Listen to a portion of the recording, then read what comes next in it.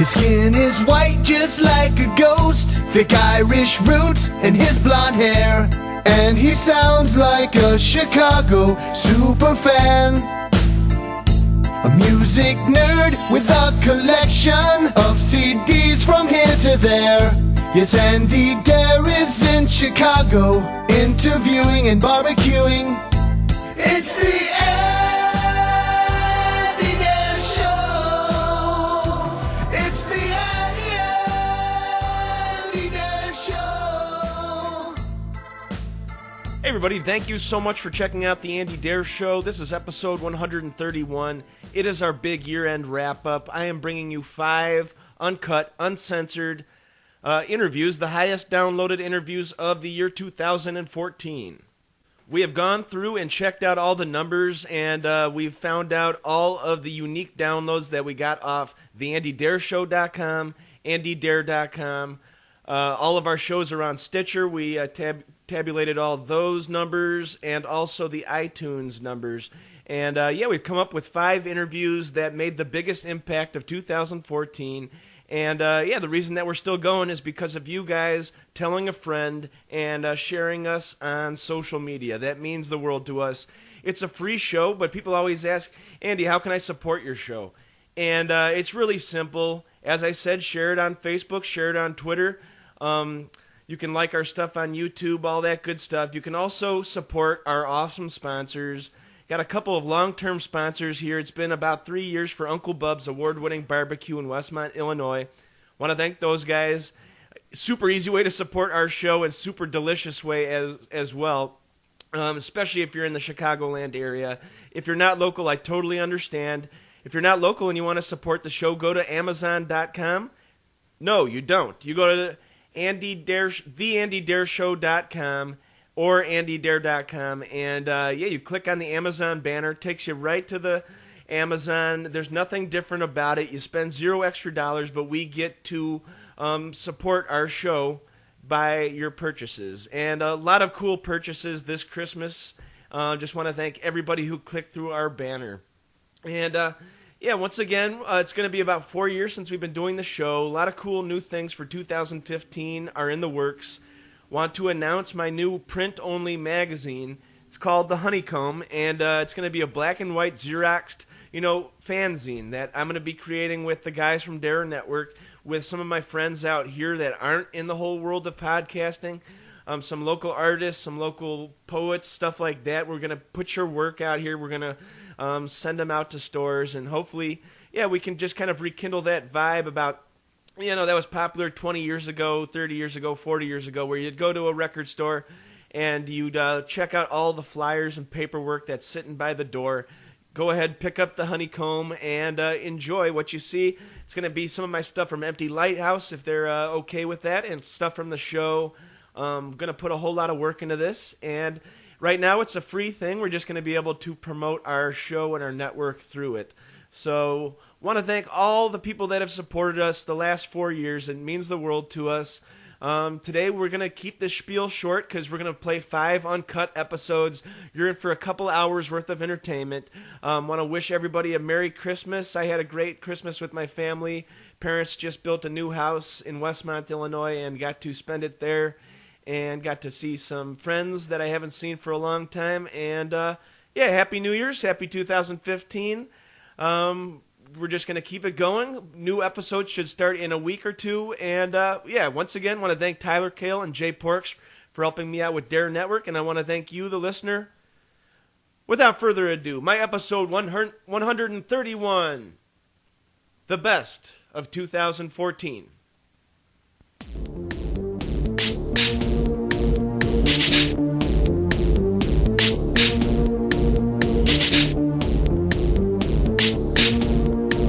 Fifth most downloaded episode of 2014 comes from February of 2014. I got to chat with Paul Q. Coldery, who, if you don't know, he's a producing legend. He's worked with tons of bands, most famously with Fort Apache Sounds up in Massachusetts with his partner Sean Slade. We get to go in depth about, huge landmark recordings such as Pablo Honey by Radiohead. We discuss Warren Zevon's Final Days, kind of. Bunch of cool stuff. Just want to thank Paul for taking the time out. And here it is, episode 105. Anyone can play guitar with special guest Paul Coldry.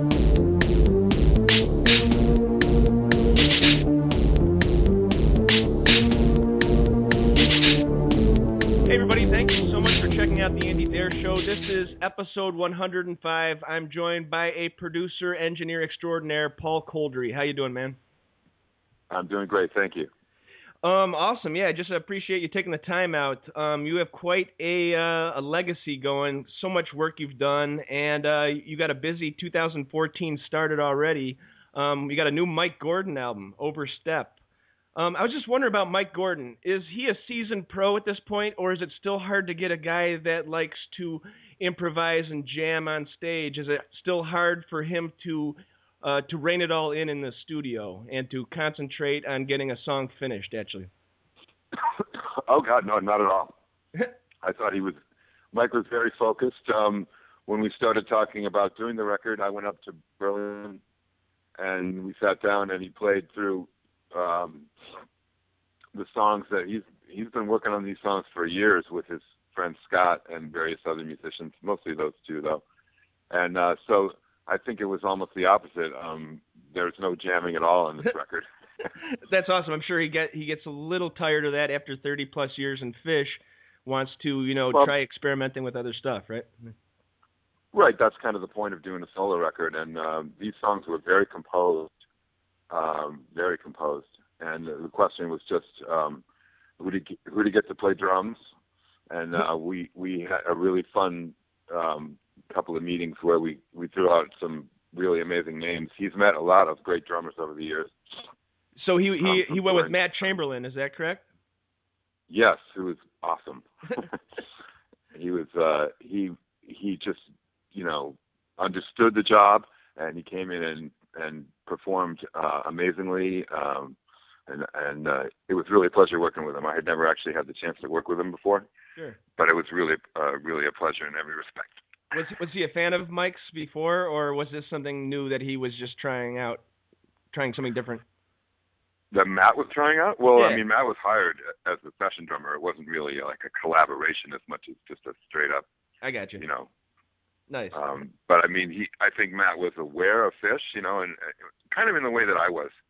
I mean, I'd never worked with him before, but Mike and I had been talking about doing something for really several years. Even back when I had Camp Street Studios in Cambridge, we were talking about doing some stuff back in 2010. So nice. Really, this record's been brewing a long time. Well, it's kind of like an all, up east. Everybody kind of works together at one point or another. I mean, you started off in Boston with Fort Apache and stuff. And how about that whole late '80s scene? Was that built on competition or compassion for one another? Was it a friendly competition with the Pixies, the Lemonheads, Buffalo Tom, all those bands that were actually pretty much in the limelight at the time? Was there any fierce competition between bands? Well, it was a great time. It was probably a little more cohesive looking in retrospect. I mean, I don't really think that those bands, it's not like they all hung out and drank together at the Rat or anything. I mean, certainly competition, everybody was trying to do good work, and I don't know if they were trying to outdo each other, but sure. But it was just a time when everybody was kind of similarly inspired. There were a lot of inspired people working in the same area, and we were lucky enough to work with a lot of them. Nice. I think kind of because we built a studio that was unpretentious and pretty well equipped and had good like-minded people, behind the console, Nice. So what was you were in the Sex Execs and you were in bands, but then I read in an interview that... You read your research. Yeah.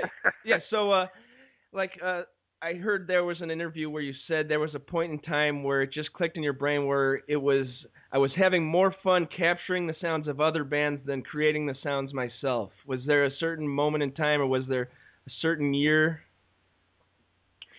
Well, Sex Execs our big year was like '83, and we probably broke up in '84. And we were all best friends and lived in a house together, and we had a really great time. And so after that, that band was really fun. And so after that, I started working with people here and there, but I realized that I wasn't having as much fun playing, and I was really getting into recording. And the Sex Execs we recorded all our own demos and made several records, and that was kind of my introduction to big studios. So after that, I kind of wanted to get back to that. And you know, I realized one essential truth about the recording, which is that, you know, if you're in a band, you're pretty much stuck in that band, unless you're Mike Gordon, then you can make your own solo record and all that stuff. But as a producer, you know, I can do all kinds of things. I can go make a blues record or a hard rock record, or, you know, whatever kind of record I feel like making. And it seemed like there was more flexibility, and I would be able to make more records by more people in a year than if I was trying to be an artist. Sure. Plus, I was never a songwriter myself. I mean, I'm basically an editor. You know, you have authors, and then you have editors in this world, and I realized I was going to be on the other side, you know. Yeah, I feel like it's also got to be nice to be away, like outside of any band argument that happens in the studio or any drama that's going on. Like, you get to just be kind of a fly on the wall and not put your 2 cents in and not be part of it. How about like a band that really would duke it out in the studio, or have a lot of static in the studio, and you would just kind of feel a little awkward maybe during the recordings, if you mind saying? I don't know. Well, there was a certain amount of that during the Pixies recordings that I was involved in, you know. Sure. I mean, was that Come On Pilgrim or Surfer Rosa? I wasn't involved in Surfer Rosa. That was Albini, as you know. But the first record that we did, and then I did some B-sides and stuff, and there was always a certain amount of what the hell is going on. I mean, I remember when we did a song called Into the White, which is a kind of a B-side of Doolittle or something, and it was clear that Charles hadn't really finished the song yet, and there was a certain amount of argument about which direction to go. And I remember him just pacing around the studio going, I need a sound, I need a certain vowel sound, I need a word, you know. And people were kind of pissed off that things weren't done, or I don't know. Sure. Occasionally, you know, the band isn't. It's most often because the song isn't done, you know, and people are arguing about how to finish it. If the song is done, then the band usually doesn't have too many arguments about how to do it. Well, it's always a stressful situation going to the studio when the clock is running and you're paying for it, and you still haven't finished the song. So that's tough. Right. Well, to be honest, as a producer, I would always try to get into the studio. I wouldn't want to go into it in that I wouldn't want to get into that situation. It was more situations where I was an engineer and I didn't really have control of the situation. Sure. That things would erupt that I didn't have control over, you know. Nice. But you just got to take it as it comes. And I think that if you're going to be a successful producer and engineer, you got to learn to defuse and handle those kind of situations that come up. And you know, there's politics involved always in sessions and stuff. And I think that if you're going to be successful, you're going to have to be able to steer through that, you know. And every session is different, so there's no set solution. You know, you've got to just figure out, like, okay, what's happening here? Who's, you know, sure. This guy feel like he's not getting, you know, enough attention, or that he had an idea and no one was listening, or, you know, what's happening here? So kind of be a mediator at a point. How about like a producer that you love to engineer for? That I would love to engineer for? Yeah. Bob Ezrin. Nice. It's funny. When I was working with Mike's record, we were in the middle of mixing, and Mike was. There were emails flying around with Fish about who would produce their record, like who should do it, and various names were flying around. And I turned around and said, Mike, you guys should get Bob Ezrin to do it. Just the light went off in my head. Like I thought that would be a good idea. And he was like, you know, that's a good idea. And so he sent that out to all the guys, and everybody answered, you know, that's a good idea. And it turns out they hired him. Wow. So for the new Fish album, it's going to be Bob Ezrin? Yep. Wow. That's awesome. Yep. I always felt like they needed that producer that would really just, you know, get them I don't know about getting all the songs in the right order and stuff like that. Sometimes Fish has trouble with getting like the right pacing in their albums and stuff like that. But Right. shoot, Ezrin could totally bring that to him. I think that's an awesome idea. I know. It was funny. It was almost like a voice in my head that said, "You should tell Mike to get Bob Ezrin." That's incredible. So I said, Mike, if you want me to engineer it, I'm game. But to be honest, I mean, I obviously I worked my ass off on the Mike record. Bob's got his own people and stuff. But if I mean, I'd love to work for Chris Thomas. I'd love to work for there's a lot of dead ones I'd like to work for. Sure. Sadly.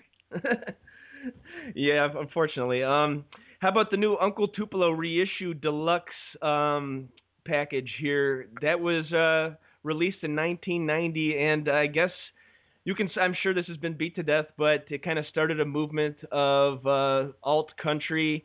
At the time, obviously, you guys had no idea that you were creating a new kind of genre, I guess you would say, right?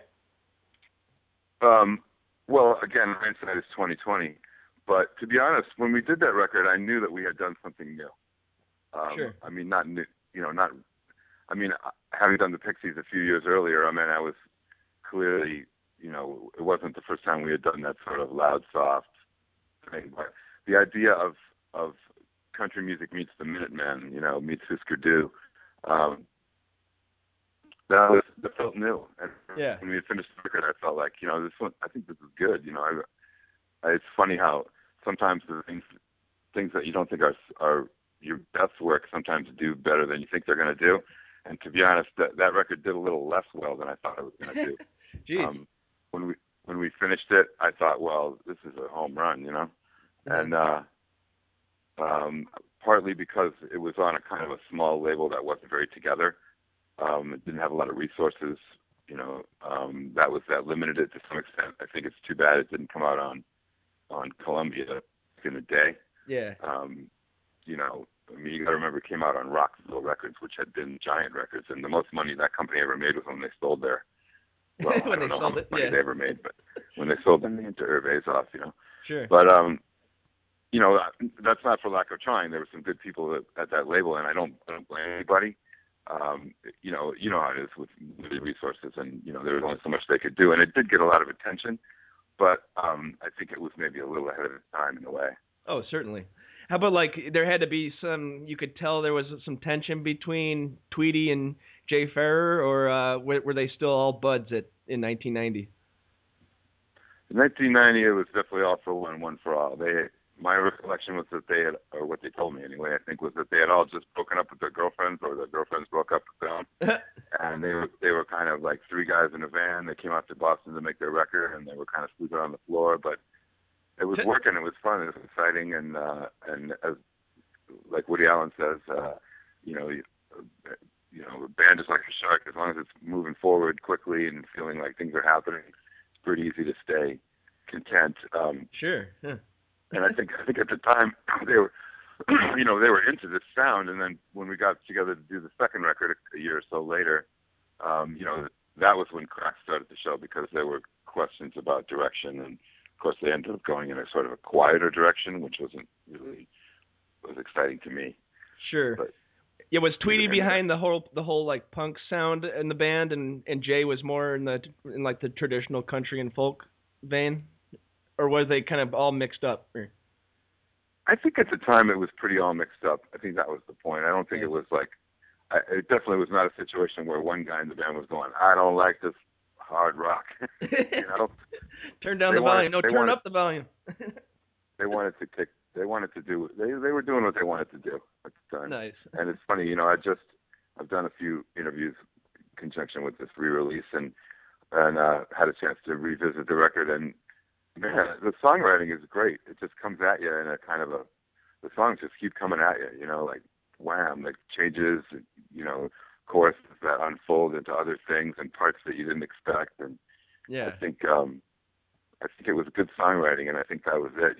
Hooks, it's hooky, good singing and impassioned. There's just a lot of excitement in that music, and I think that's why it's still being listened to, which is a great, tribute to everyone involved, really. Oh, definitely. I mean, Yep. Go ahead. I'm sorry. Well, you could tell all the places were, all the parts were in place already. Like it sounds like the first Wilco album. It sounds like the first Sun Volt album. Like they didn't Yeah. really just, they were already formed like on their first project, which a lot of bands is not the case, you know. Yeah, it's very true. It's very Yeah. true. In fact, that was one of those things where the sound just kind of burst out, and then after that, things kind of got in the way, and then the band exploded, and the two main guys were able to kind of go back and do what they wanted to do. I think it's been a really interesting journey, and more power to them for keeping going this whole time. It's been 20 plus years, you know. So yeah. Well, speaking of a band that you met early on, and their sound was in the nascent period for sure. Radiohead, you did the first album for Radiohead, and it sounds like nothing else in their catalog. It sounds like youth. It sounds like alternative rock. It actually sounds like grunge. It sounds like something that you can hum to, which you can't. I don't know about Kid A. It's not as catchy, but obviously they would find different avenues and paths. How about like a first recollection of Tom York and company? Well, Sean Slade and I, who did the record together, and we also did the Uncle Tupelo record together, it should be noted, and many other records. Sure. We went over to England looking for work. You know, we were trying to get jobs, and we got an interview with the people at EMI, Nick Gatfield, who was running EMI at the time, and was a friend of our manager. And we sat down with him. I remember bumming a cigarette, which is at the meeting, which I guess he could still smoke in record company offices back then. And he said he had a copy of a record on our desk by a group called Clockhammer, who was from Nashville. Ironically, Ken Coomer, who played, you know, with Wilco. Oh, nice. Was the drummer.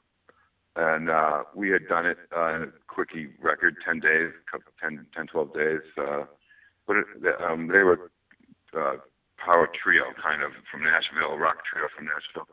And the record sounded good, came out good.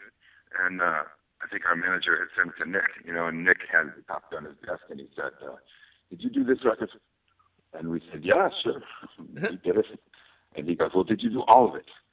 Because at the time in England, this was the early 90s, you know, at the time there was this thing where people would produce one song on a record and say that they, you know, kind of say, well, I produced this record, you know. And there was a lot of credit muddling, you know. It's before the internet where you could just look it up, so you could, oh, I produced that whole album, yeah. But right, exactly. There was a bit of fudging, a lot of fudging going on. Nice.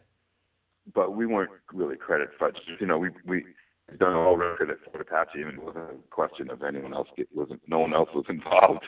And I said, yeah, sure, we did it, because he was kind of making sure that we had been the ones who got the guitar sound, because the guitar was very aggressive on that record. And I said, sure, yeah. And he goes, well, we have this band that we signed, and they have 3 guitar players, and we're just having a little trouble getting the guitars to really happen, you know, like getting a distinctive guitar sound. Sure. And we said, well, that sounds interesting. And he only played a couple songs. And he played a couple songs which were not any of the songs. I think they were from the Drill record or something, the Drill EP that had come out already. Sure. I don't really remember what songs he played, but it wasn't, you know, anything.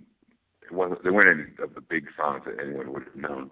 But it was obvious that Tom had a really good voice, and the band sounded interesting, and we were looking for jobs. We weren't particularly choosy, so we were like, yeah, sounds good to me.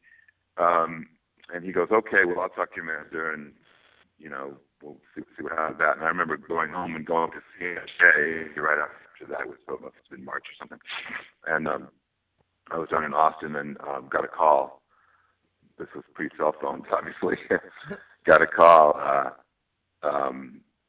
you know, saying, you know, would you like to come to England and go songs with the band? And so it kind of went from there. You know, we met them for the first time at what's, I guess, they call the Apple Shed, which is their practice space. And, you know, kind of went from there. I mean, you know, they were great guys. It was fun. We had a great time. They were a really young band. You know, they were a little bit out of their depth being on a major label at that point. Kind of the politics were a little overwhelming. But I will say that one thing that's really always helped Radiohead a tremendously talented band and songwriters and everything, but they've always had this management team in place from the beginning.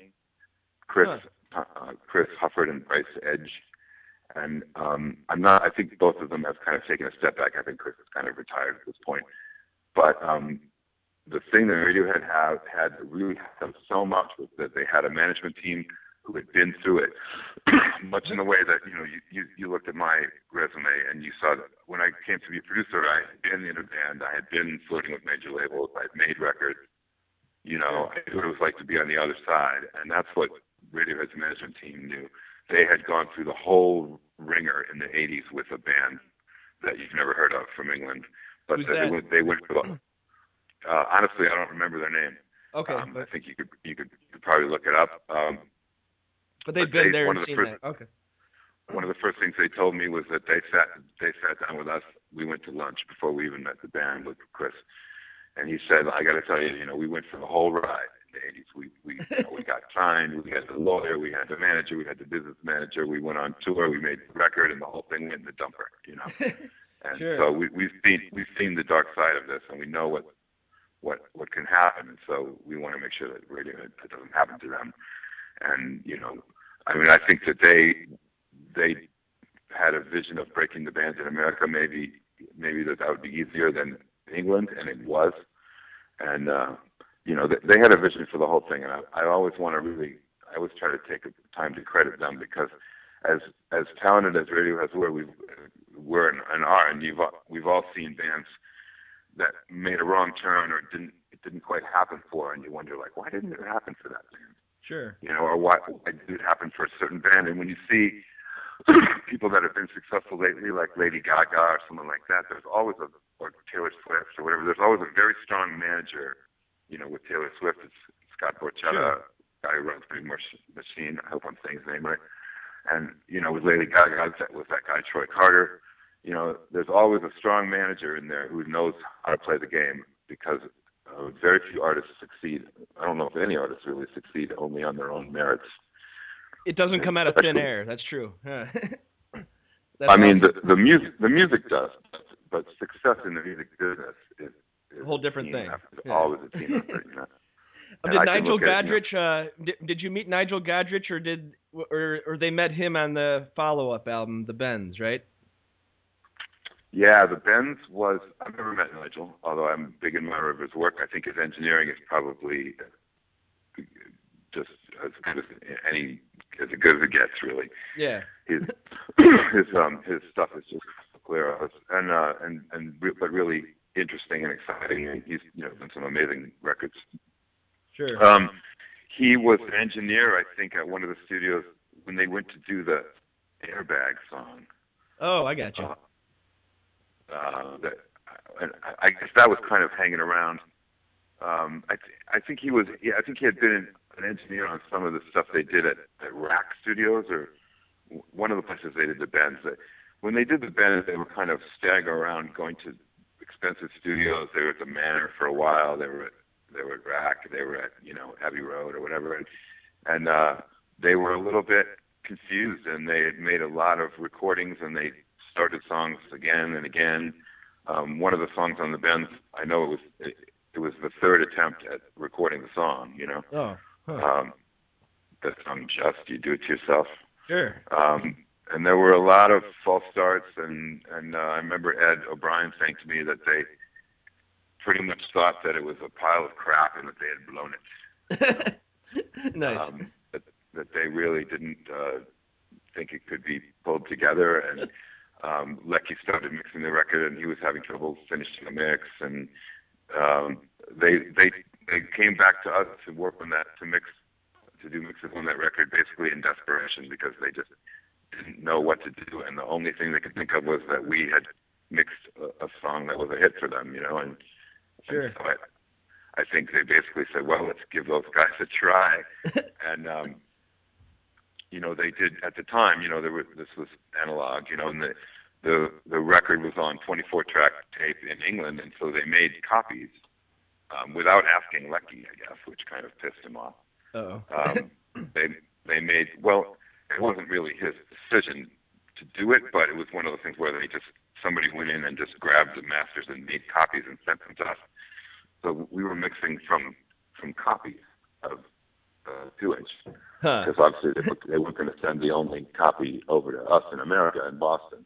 Yeah. But I think it's not something you would choose to do, but then at the same time, no one really cares, and the copies were done professionally, I guess. So I think the first thing we did was that song Bones. Okay. And I remember putting it up, and nobody sent us a rough or anything. It was just, but we saw how the track set up, and of course the engineering was really good. Lecky and his people were great, and I just remember thinking like, well, this is easy. It's just like the Pixies, you know. Yeah. And you too. Yeah. Yeah, we just put it up, and I think we did that in a couple of hours, maybe at the most, you know. And we sent that over, and Chris and Bryce, the managers, told me they put it on in their, they put it on. We probably sent them a DAT, you know. And they put it on in their office, and they started jumping up and down, going, yeah, we did it, you know. They got it, you know what I mean? So you got the guitars finally. Exactly, yeah. Whatever it was about the sound, and I think, I mean, I've never spoken to Lecky about it. We've never met, but he said something like, "Well, I don't suppose we could have gotten it quite as lasting as they did." Nice.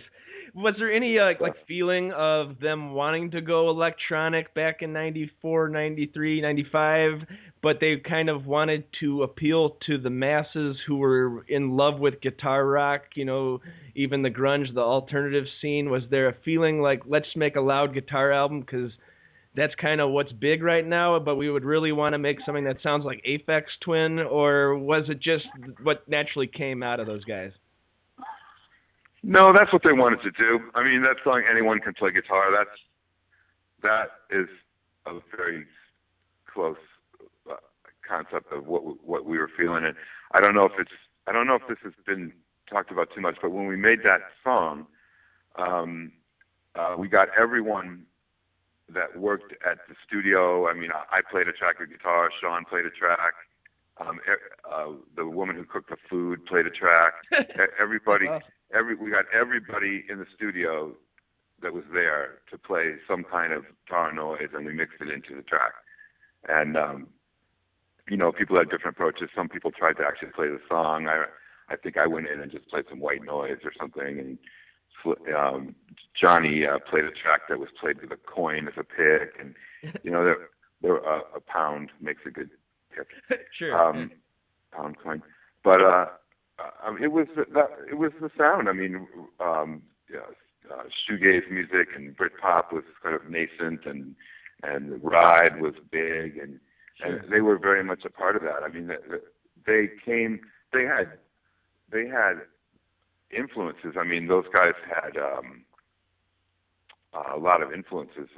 Johnny was a big opera fan and classical music, and there were all kinds of influences in the pot. But at the time, I don't think there was absolutely no arguments about the direction of the music. They had their songs, and we were trying to record them. I mean, the script was there, and we were just trying to get it down and make it sound as good and feel as good as possible. But it was only after OK Computer that they really opened up to that. I think that is true. But yeah, when they were literally trying to find some other way to express themselves, I mean, they basically said, "All right, we've conquered the world. We're at the top of the mountain. It's all down from here. We've got to instead step out into space." Yeah, That's amazing. I just got one more album to talk about. Thanks for taking the time out. I really appreciate it. Been reading this book by Danny Goldberg called Bumping into Geniuses. Yeah, incredible read. And towards the end of it, of course, he meets up with Warren Zevon. And wait, you know that's Ahmet Ertegun's line, by the way.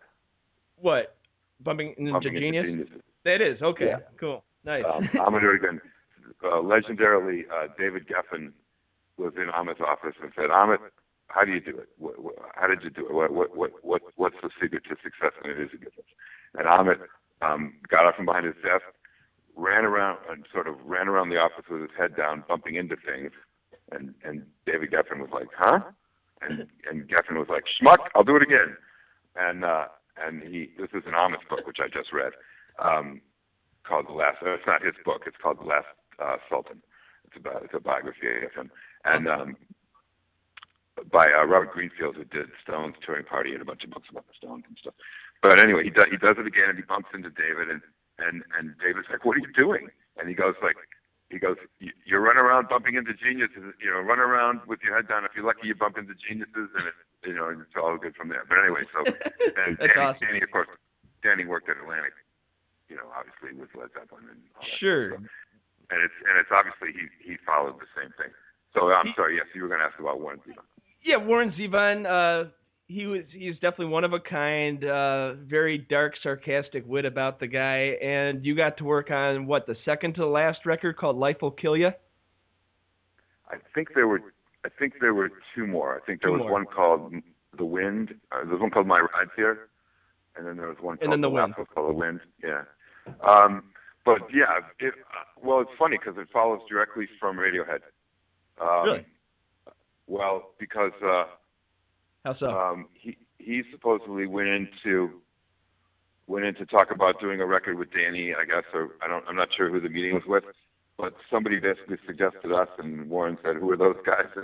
And they said, "Well, they did Radiohead," and Warren was like, "Oh, that's it. I love Radiohead. Get those guys." Really? I wouldn't expect them. Huh. And of course, Danny, we had done a bunch of records for Danny. We did the Mighty Mighty Boss Tones for Mercury when Danny was the head of it. And Danny was one of my favorite record guys I ever worked for because as a record executive, he called me up before we did that Boss Tones record. He called me up and he said, "Hi, Paul, where are we at with this record? Do we have the songs?" And I said, "Danny, I think we do."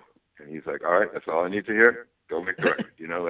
He basically challenged me, but then he supported me when I said, "No, we got what we need," and I think I was right. I mean, the record sold millions, and their team did a great job, and I think I really appreciated the trust way that the way I was treated, and then he was also very gracious. When the record was a hit, he called me up and he said, "You were right.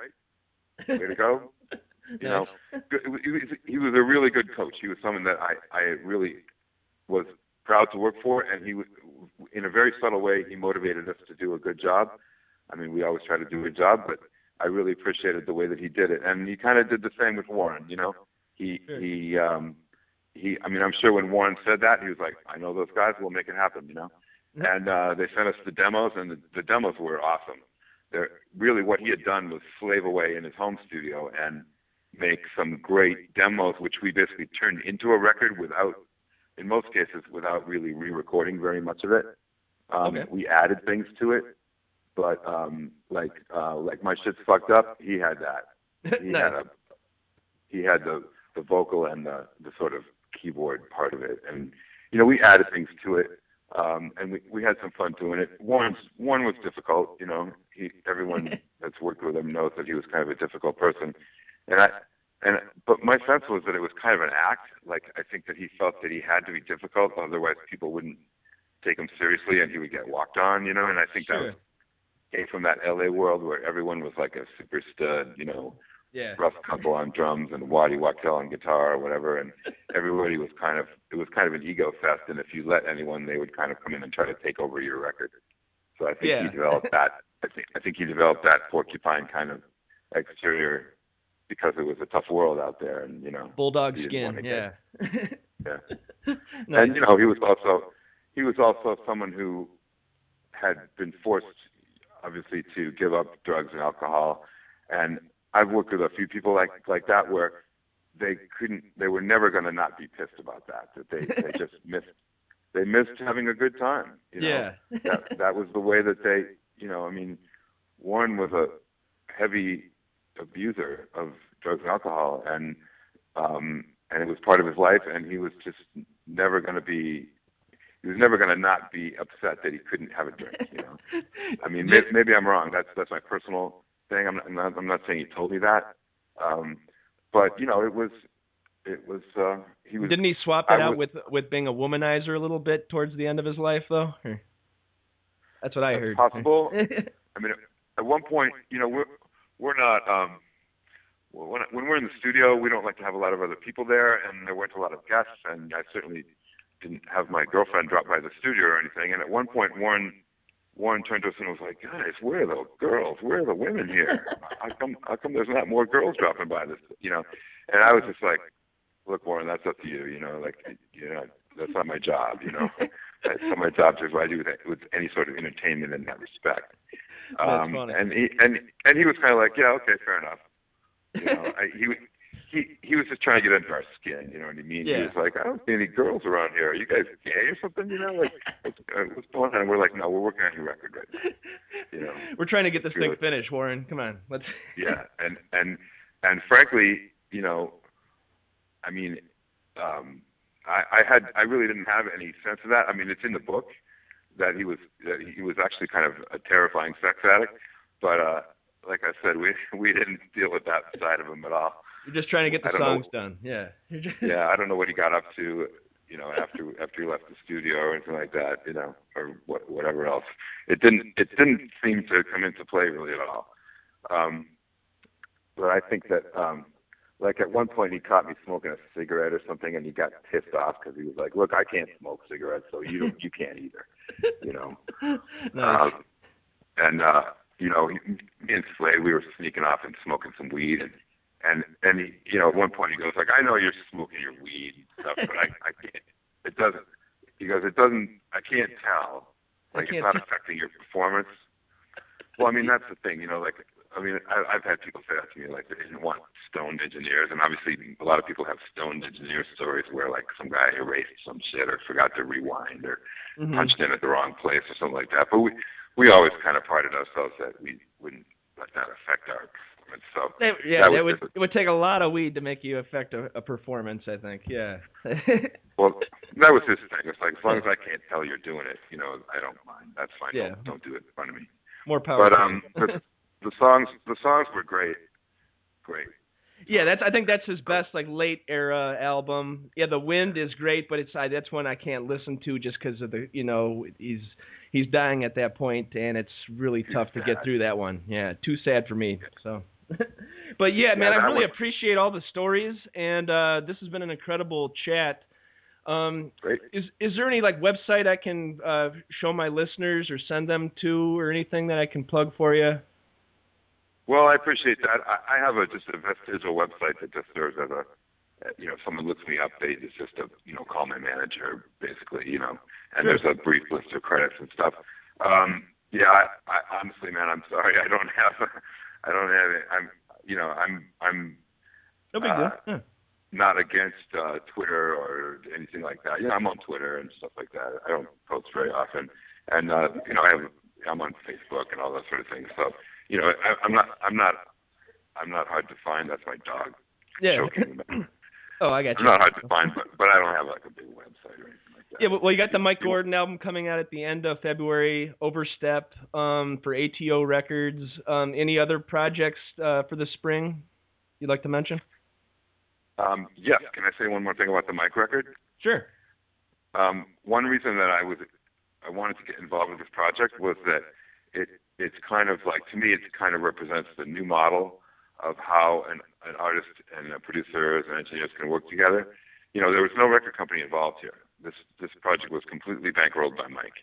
Oh, and of course he has the funds to do it, but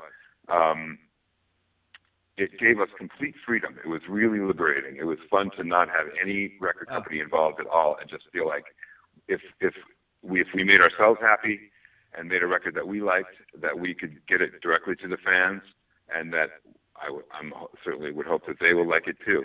ATO was involved mostly because that's just the record company arm of Red Light Management, which is, basically they were always reserving the right to step in and say, "Hey, this is good, let us get involved with this," and I'm happy that they did that.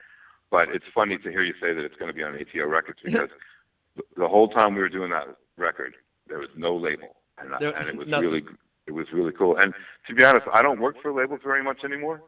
I don't work for major labels really at all. Not much of a need to in 2014, right? No. Yeah, I don't do because I'm not doing the the Lady Gagas or the Bruno Marses of the the Justin Biebers of the world, And that's pretty much what labels do now. They do teen sensation acts. They do top 40, and I don't really do top 40. If I get a top 40 hit, it's by accident, But and I've been lucky enough to have a few accidents. Sure. But I think that it's I don't do it. But other records that are coming out, I mixed a record by a group called Yellow Ostrich, who are on Barsuk, and that record's beautiful. It's really cool, interesting textures, great band. I like that. I did mix the Mark Mulcahy record, who's I think he's on fire in England, but he was the leader of Miracle Legion years ago.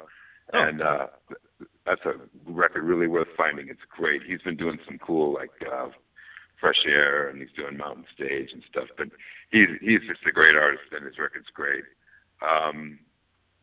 What else is coming out? A couple more things. I just mixed Aaron Freeman with half of Ween.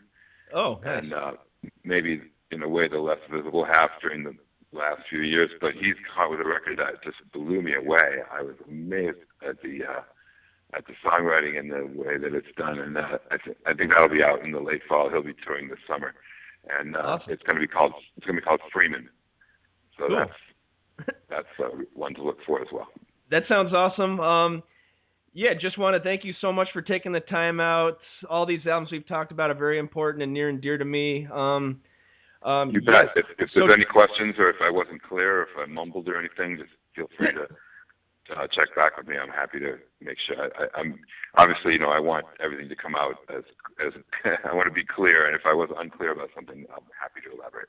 You were totally clear. You were totally awesome. Love these stories, man. So on behalf of Paul Kolderie, this is Andy Dare signing off for the Andy Dare Show.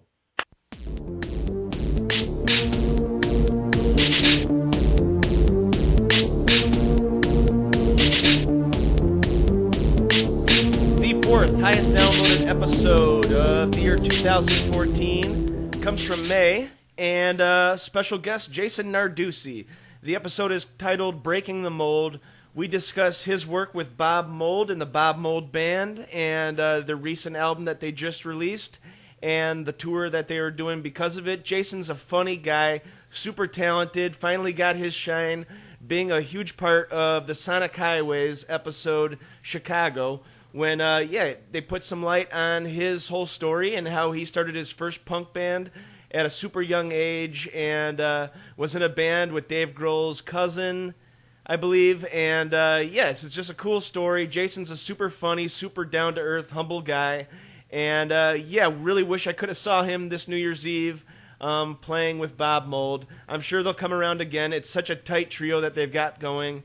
Just want to thank Jason for taking the time out. And without further ado, my episode 114, Breaking the Mold, with special guest Jason Narducy.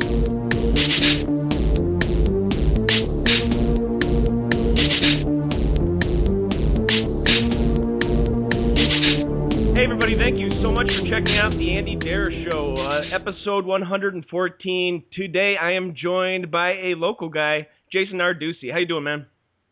Hey, thanks for having me. No problem. Yeah, you got a new album with split single, Fragmented World, out now. How does it feel like to get back to leading a band after spending so much time working with others,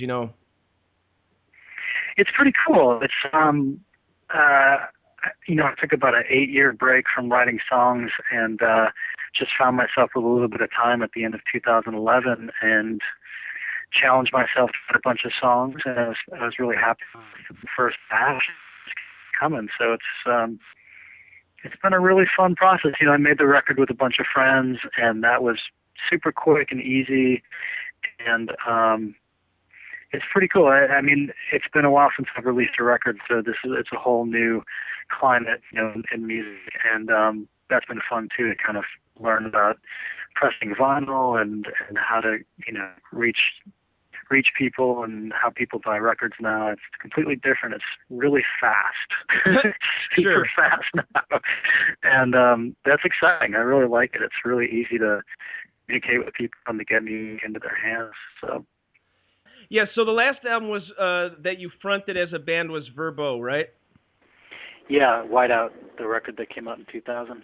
Yeah, that got quite a lot of press and stuff. And what was it? Band Turmoil? Was it on the label's part? I saw you were with Sony BMG. What, that 550 music? That was always kind of a label that was given a lot of talent, and they seemed to drop the ball here and there. It seemed. No, I think music/Epic Records, and we did 2 records with them. No, I have no complaints. I mean, I feel really fortunate that I was playing music at a time when there were these huge budgets for records, because it was kind of fun. Sure.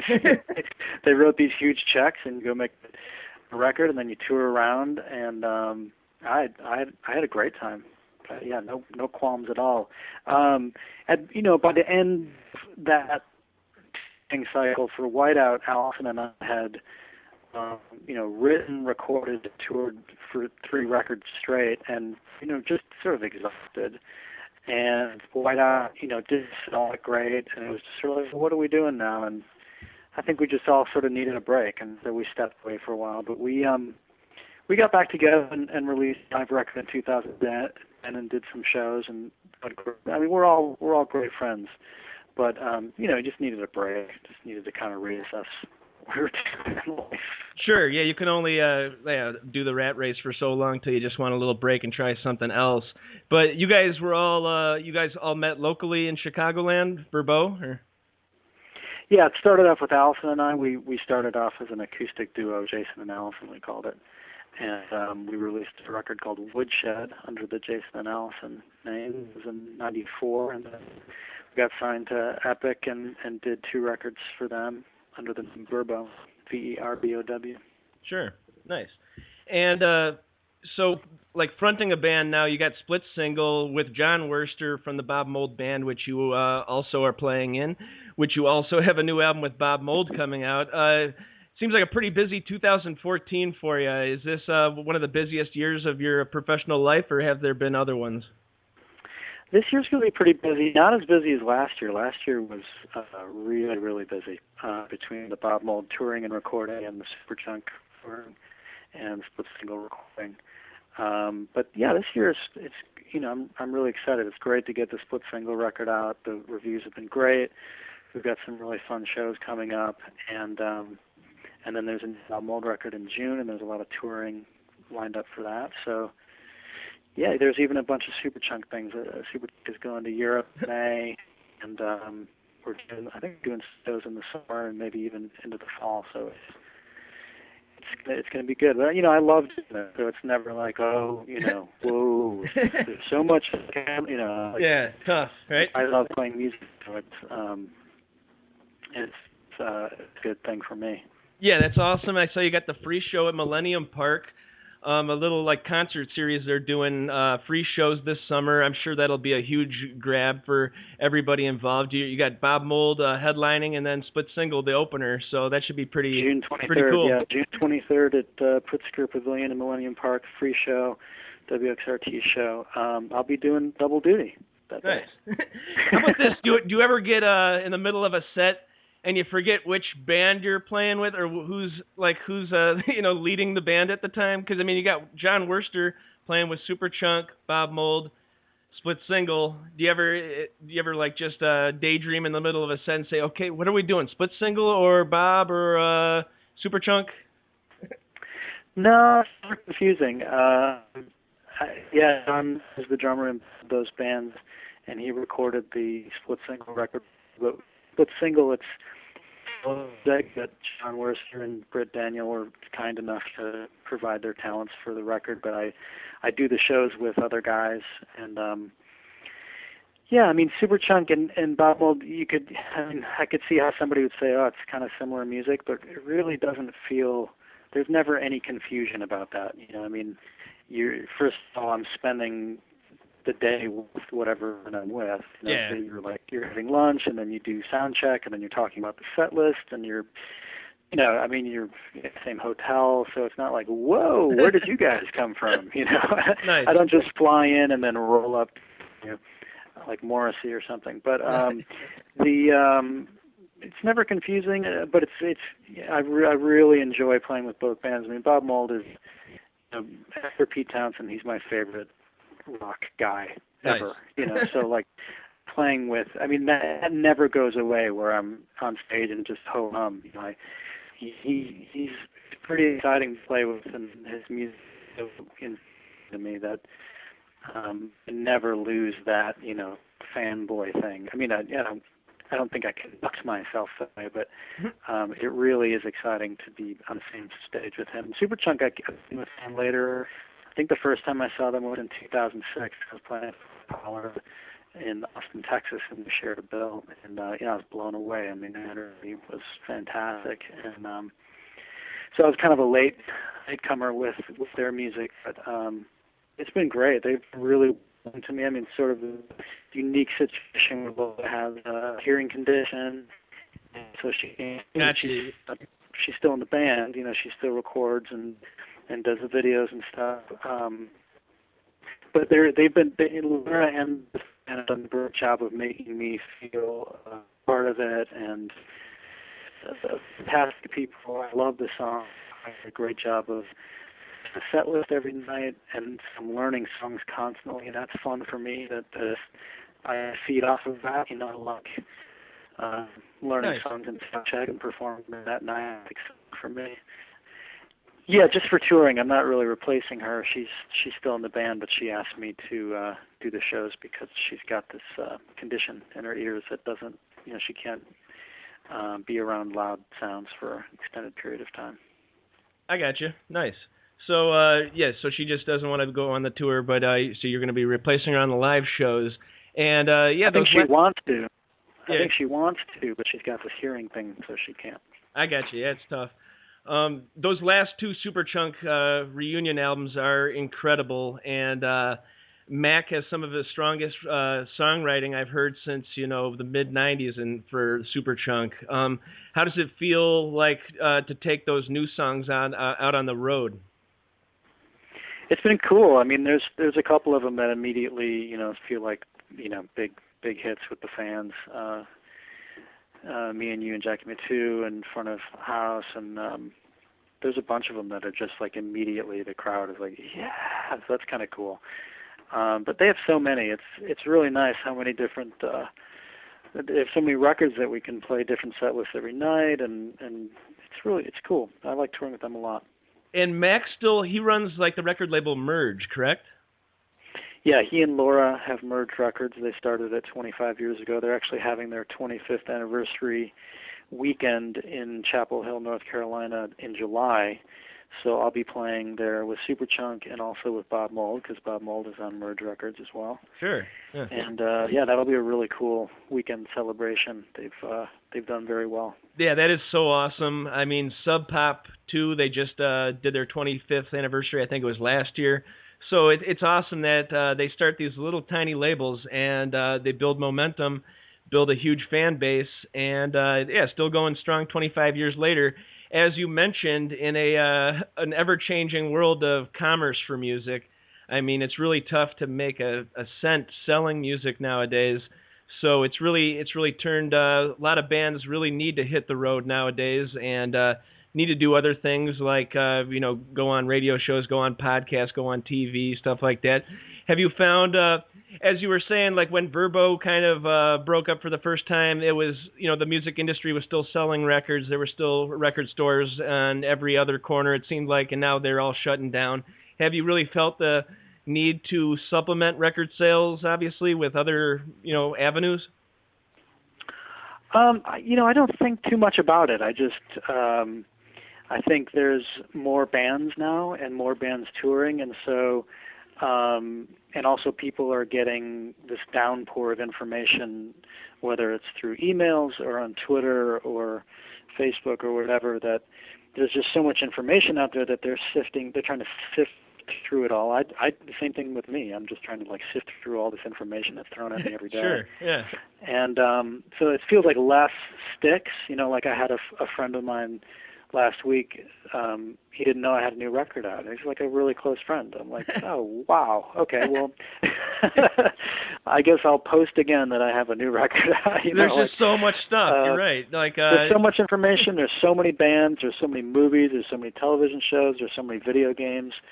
So that's what's different. But that's not. I mean, that's most of that. I actually enjoy quite a bit. I think there's a little bit of sadness that the record stores haven't been able to keep open. There's still a bunch that are great across the country, but I grew up, working in record stores in the late '80s, and that was a great way to not only find music but also communicate about music. You'd be playing a record in the store, and somebody, oh, who is this? And Sure. tell them who it is, and then, oh, you might like this, and it's not this computerized, The original zeros Twitter, and the ones record to store. Yeah. and what type of music you might like. There's actually people communicating about and Sure. getting feedback, and I missed that a little bit, but Well, I like the record store day. This year was pretty great because I went to Reckless Records up in Wicker Park, and it was completely packed for an intimate Kim and Kelly Deal little pared down set and autograph signing. And cool. it was totally cool. They played, Gigantic. They played Cannonball, and totally good spirits and everything. Kim and Kelly were completely nice, and even though they did give one jab at Frank Black, referring to him as Satan in between one of the songs. So, but yeah, so a guy in front of me, he bought a stack of Pixies albums. Probably dropped $50 on it, and right as he's about to get them signed, a lady comes in front of him and says, "Yeah, they won't be signing any of the Pixies albums. They're not on good terms with them." So, no comment. Nice, but it was totally a good experience because the whole store was packed. They're selling records left and right. Something that I wouldn't have expected 5 years ago would be the resurgence in vinyl sales and all that stuff.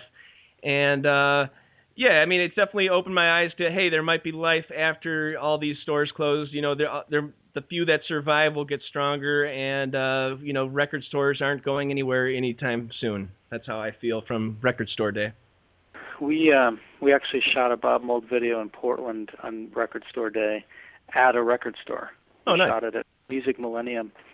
And so it was pretty crazy because there was a line around the block, and we're inside trying to make a video, and then we went outside and shot with people in the line, and it'll be very interesting to see how that all turned out. It was cool. A 2-day shoot. Hey, was that planned that it was Record Store Day? Uh-huh. Oh, okay, Yep. Cool. So that's probably something off the new album. What's the song? I Don't Know You Anymore. Oh, I actually heard that one. Very awesome. And when's the new Bob Mould album dropping? June 3rd. June 3rd. Nice. And that's on Merge too? Yep. Nice. It's all kind of a happy family with these guys. And all right, I thought we'd take a little break and hear something off the brand new album. This is a split single with the title track to the album Fragmented World. Out now. Check it out at splitsinglemusic.com. I live in a fragmented world ever since you went away. I barely breathe in a fragmented world while I find my way.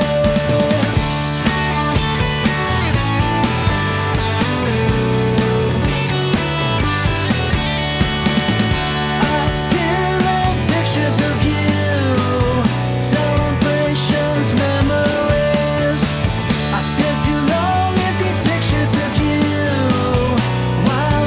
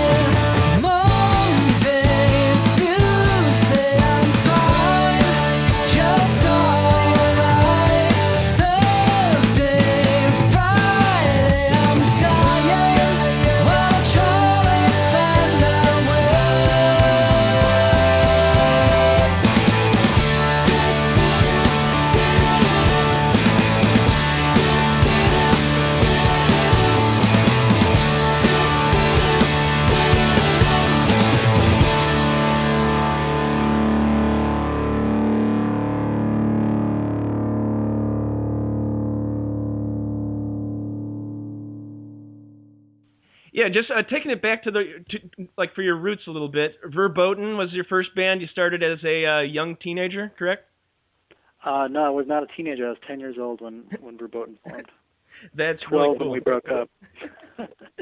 You'd already seen it all by 12 and nice, ready to move on. But yeah, how about that original like Chicago punk scene? Naked Ray Gun, Big Black, all that stuff. You guys were probably too young to really get your feet into that at the time? No, we opened up for Naked Ray Gun and Rights of the Accused.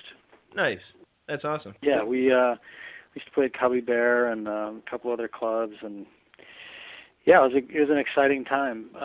There's actually a really good documentary about it called You Weren't There that talks about Verboten and interviews me and cool. Vic Bondi from Articles of Faith, and yeah, it's a really good movie.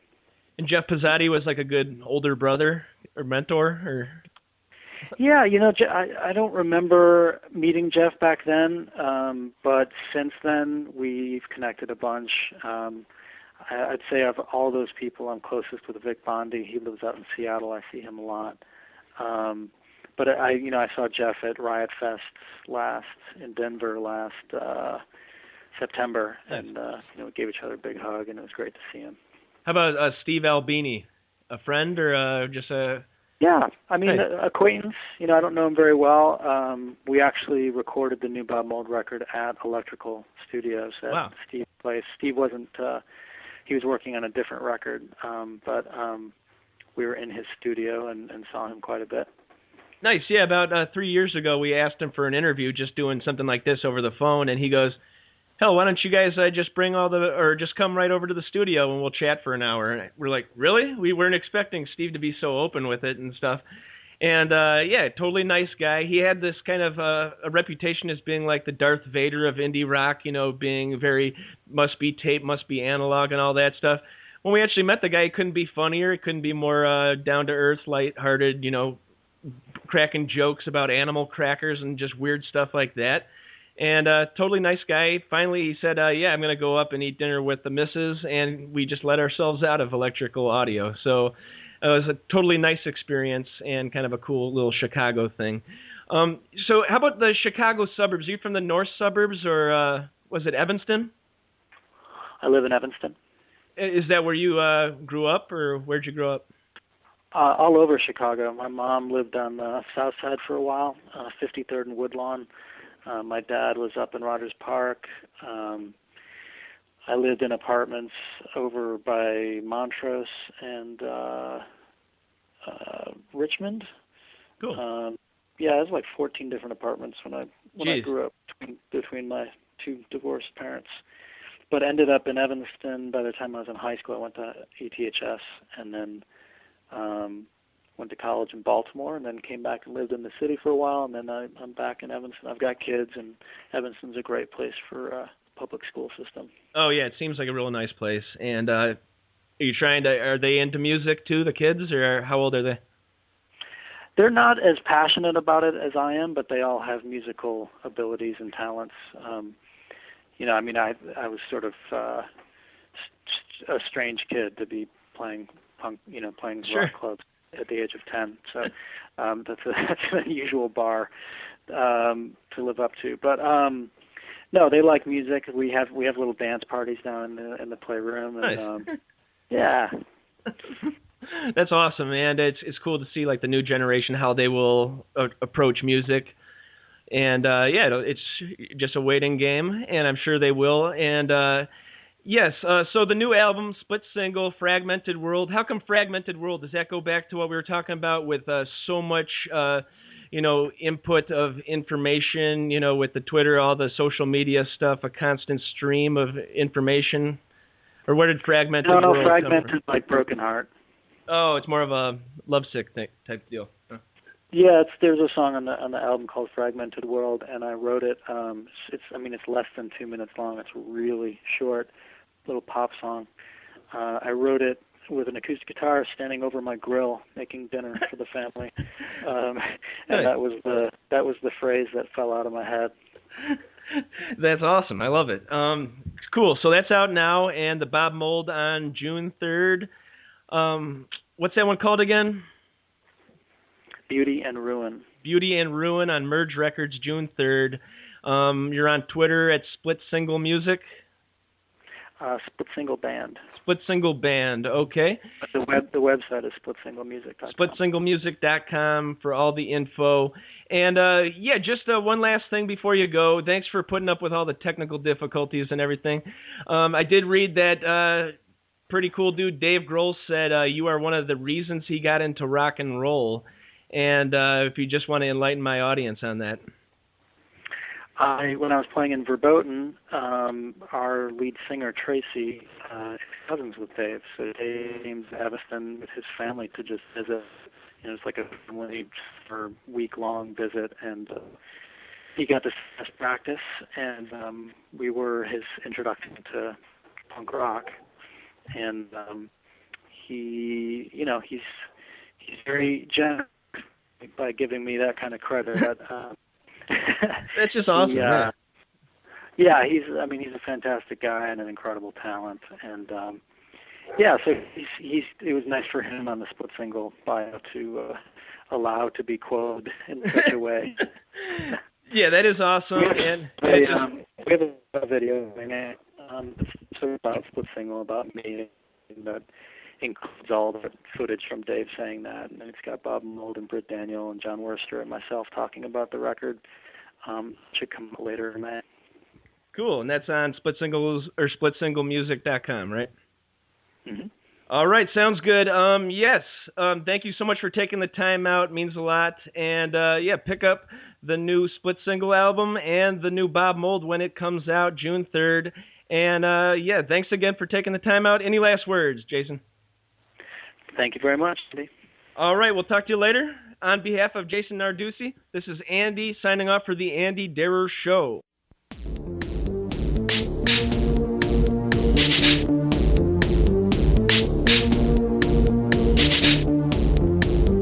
And the third highest downloaded episode of the year 2014 comes from April, and it's called Take Me Out to the Ball Game, with special guest Sierra Swan. And Sierra was a great guest. Totally delightful chat with her.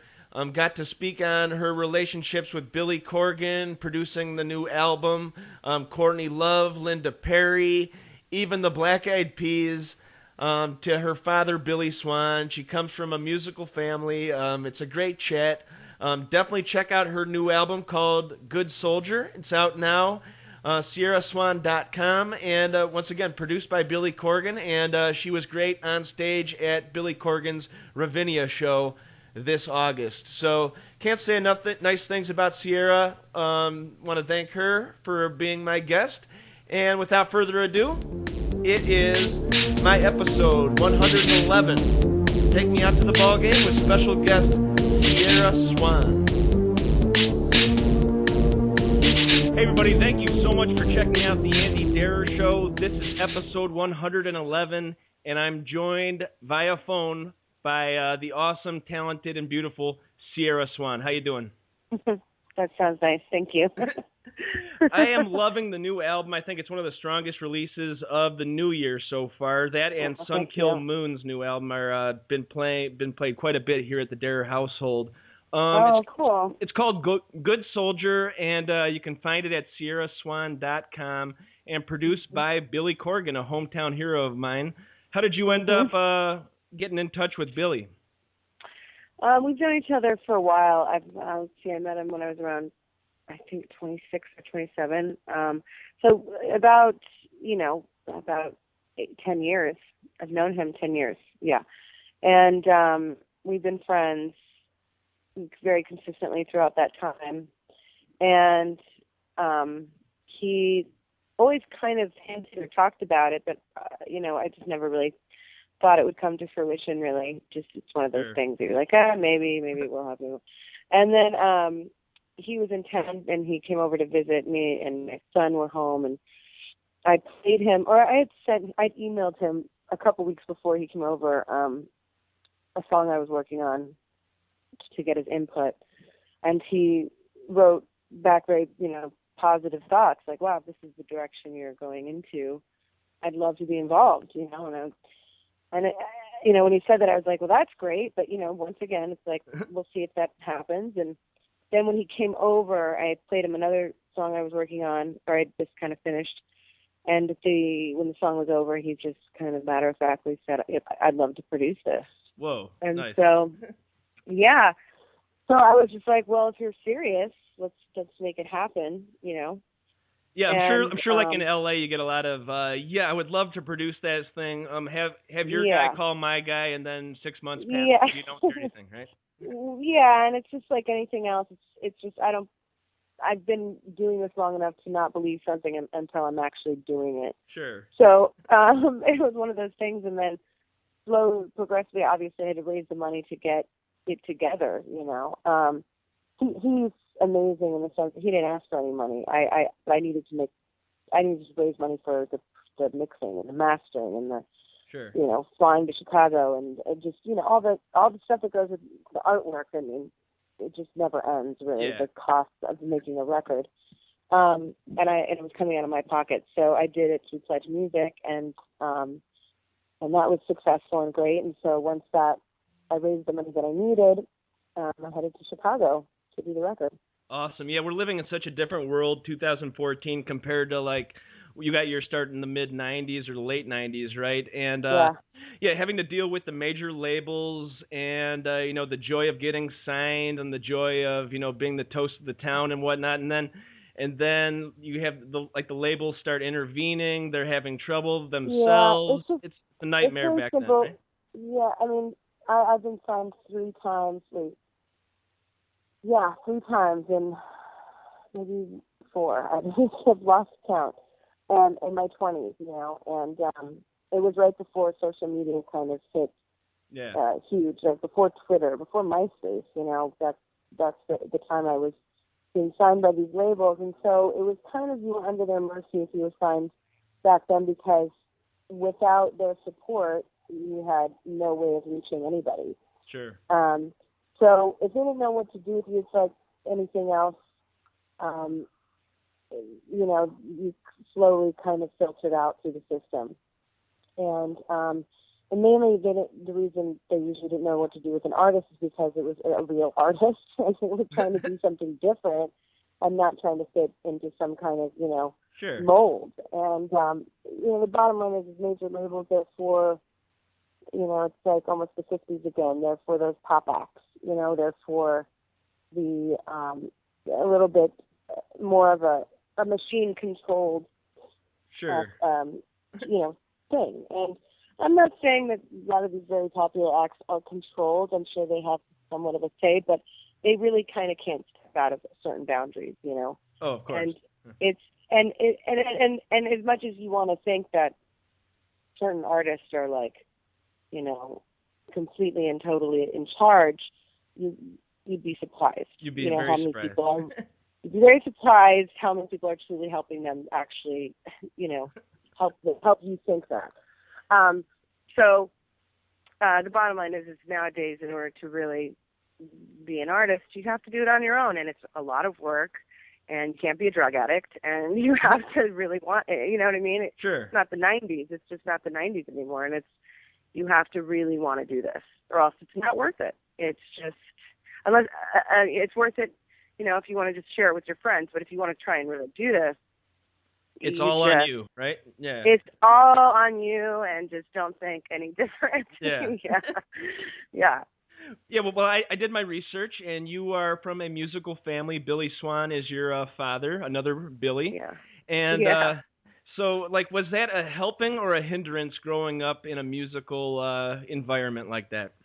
Absolutely helped, because I was lucky enough to have, that support and that kind of father doesn't really flinch when you tell them that you want to be a musician. They think it's a great idea. Right. Whereas most parents would be like, that's great, but what do you really want to do? Yeah.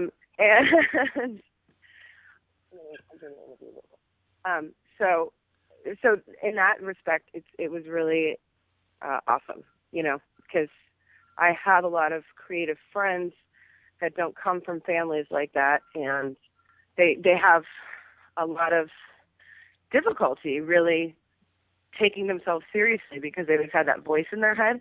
Sure. Yeah. You know, so and that's really painful for an artist to have any kind of doubt from people that love you, and especially your parents. So if any parents are listening, you know, and you've got a creative child, it's so important to let them be who they are. You know. Yeah, let Or them else do it themselves. That's true. Yeah, let them be. Let them do what they're supposed to be doing. Else you're going to be hindering them. You know, causing more problems than really helping at the end of the day.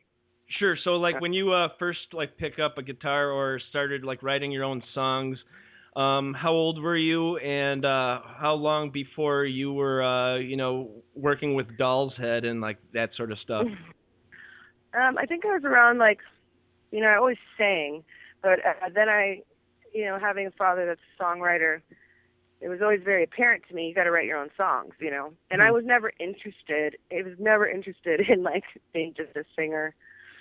I just never thought, this is my personal thought. That wasn't interesting to me. I didn't find that to be that interesting to me, and so I was really pulled in the direction of learning in my instrument and learning how to write a song.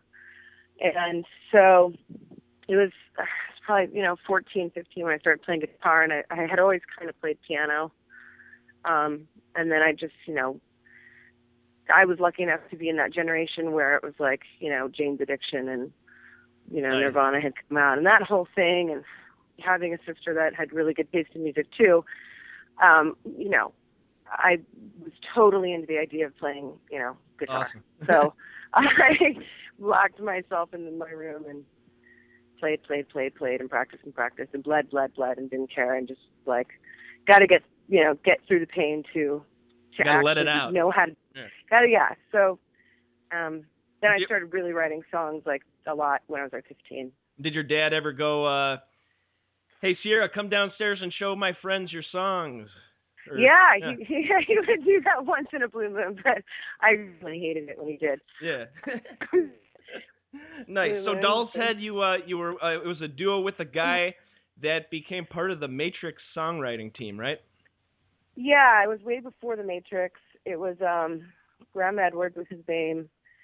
He called me because I guess him and two other guys were kind of forming these tracks, but they didn't have a singer. They were, and I was around 18, I think, and he called, seeing if I'd just come in and sing on some of them, Nice. And so I said, okay, sure. And they ended up liking it and wanted to, form a band. And bands are just really hard, and I was young, and I really wanted to kind of do my own thing. So it was a great experience. I learned a lot about the industry, but at the end of the day, I don't think it worked out just because my feelings were not in a band type of situation. Yeah, it seems like with a band, you have so much stuff that you have to deal with, and being a solo artist is nice and freeing, kind of, right? Yeah, it's really hard. It's really hard to be in a band. You have to be open to other people's feelings and thoughts and artistic, ideas, and I think I could deal with it now that I'm older. But at the time, I had a real sense. I had a real need to express my individual thought. Sure. So. And like, how did this lead to? This was pretty surprising for me that you were at like one time a member of Black Eyed Peas for a short while, right? That was I don't know what I don't know who came up with that, but this is I was never a member, but I went to Loyola Marymount for a year, and Will and Apple and Taboo were working with a friend of mine who was a keyboard player in Black Eyed Peas, who also was kind of running the studio at Loyola Marymount. So he had the key to the studio basically, and the guys, they wanted to record a demo. This is before they were on Interscope, and so late at night, we would all go in there and work on music, and nice. They started, writing the music for the album that they got signed to Interscope for. is it called Behind the Front? I'm like, thank It's you. one of those, yeah. And like, it's Right. weird. They're such huge pop megastars nowadays, but like nobody knows that they got signed. They got found out by Eazy-E right before Eazy-E died, and like they were actually It's they had like a lot of actual street cred and like actual like good music. I mean, when they first started out, I mean, we were all kids and we were all just wanting to record music, and so it was a situation where we were all really good friends. We were all trying to bring the music. And so if they needed a background singer, they'd be like, Sierra, will you come down? And come out of my dorm and I'd, go and sing, and we had a great time, just had. That's awesome. Yeah, we were just kids, and they basically wrote and recorded a lot what was on that record that Interscope released, and I sang on Fallen Up. Oh, and they were, at the time, they were huge. I mean, in the city, they were a huge band, like in the small. Like, they weren't signed, but whenever they had a show, like, it would be packed, because they were amazing live performers, Yeah. And kind of like the Roots, right? Yeah. Totally, and it was a totally different scene than what they're doing now. It was like completely different. But Will has always been such a humble, cool guy, and he hasn't changed. But their music was definitely different. So you guys still stay in touch? Here and there? Or? Not really. I if I run into him, we say hello and are always like laughing because we know each other from the time when just we were babies, So it's always nice to see him, and when he does, he's always very sweet and happy to see me. But he lives on Jupiter right now, so it's like totally different. It's a different world for him, different world for you, and yeah. Linda Perry, another huge talent that has worked on so many albums that people don't even know about, but they know all the songs and everything from Pink to Four Non-Blondes to all this stuff. How did you end up meeting up with her? And was this the thing with was this with Courtney Love? And is that how you met Billy? Is this all coming together? Yeah. I pretty much. Well, I met Linda a while ago too. Met her maybe over 10 years ago, and she just heard a demo of mine and wanted to work with me. And at the time, I was signed on to Atlantic. So, they wanted me to write with some other producers, and at that time, it was like the big producers were like, the Neptunes, Linda Perry, and, it was like a certain crop of producers that everybody had to work with, and Linda Perry was obviously one of them. Sure, Timbaland too, and all that. Yeah. Right. And then so she heard a demo, and she was like, I would love to work with her.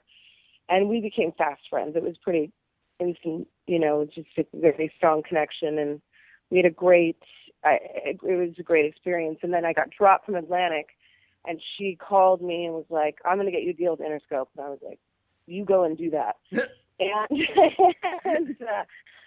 so she picked me up and we went to go meet Gianni. Wait, say that again. You were breaking up. Sorry. She picked me up and we went to go meet with Gianni Iovine from Interscope. And basically, when you come with Linda Perry, they're like, okay, great. We'll get you a deal. And then I did with her. I did Ladyland, and Bill Bottrell did half the record. He produced half the record, and she produced the other half. And then through her, Courtney was wanting to do another record, and she did it with Linda, or she was working with Linda for a period of time. And I came in to visit them, just to visit. And Courtney was like, Billy wants to come over. Billy, come over. It was like asking, sounded like she's asking her mom if her friend could come over to play. Nice. I swear to God, it sounded like that. And he came over and it was we just talked, and I think I gave him my record, and then he called me. He was like, I really like your record. I was like, okay, cool. Nice. And then we became really good friends. That's awesome. So that was her solo album, or? Yeah, no, I think it was. I think it was trying to get another whole record kind of together. Gotcha. Okay. I think, or maybe she was trying to. It was really kind of a confusing time, I think. That period. She's had a lot of confusing times in her life. Yeah, I wouldn't trade places. But God bless her. She's who she is. I mean, the woman is honest. Yeah. For sure. But so yeah, that's my kind of. And Linda and I are still great friends. And so what did Interscope do with you? Did they? They dropped me. Yeah, it happens. Yep. Yeah, it was just it was like I said right before the huge online community really came about, and they just didn't know what to do with me. They didn't understand. I was kind of I wasn't a pop chick, and I wasn't like a metal chick, but I was writing my own songs, and it was edgy, but it was sentimental, and they're like, what is this? We don't know what to do with this person. I don't think that they understood what I was doing, and that's fine.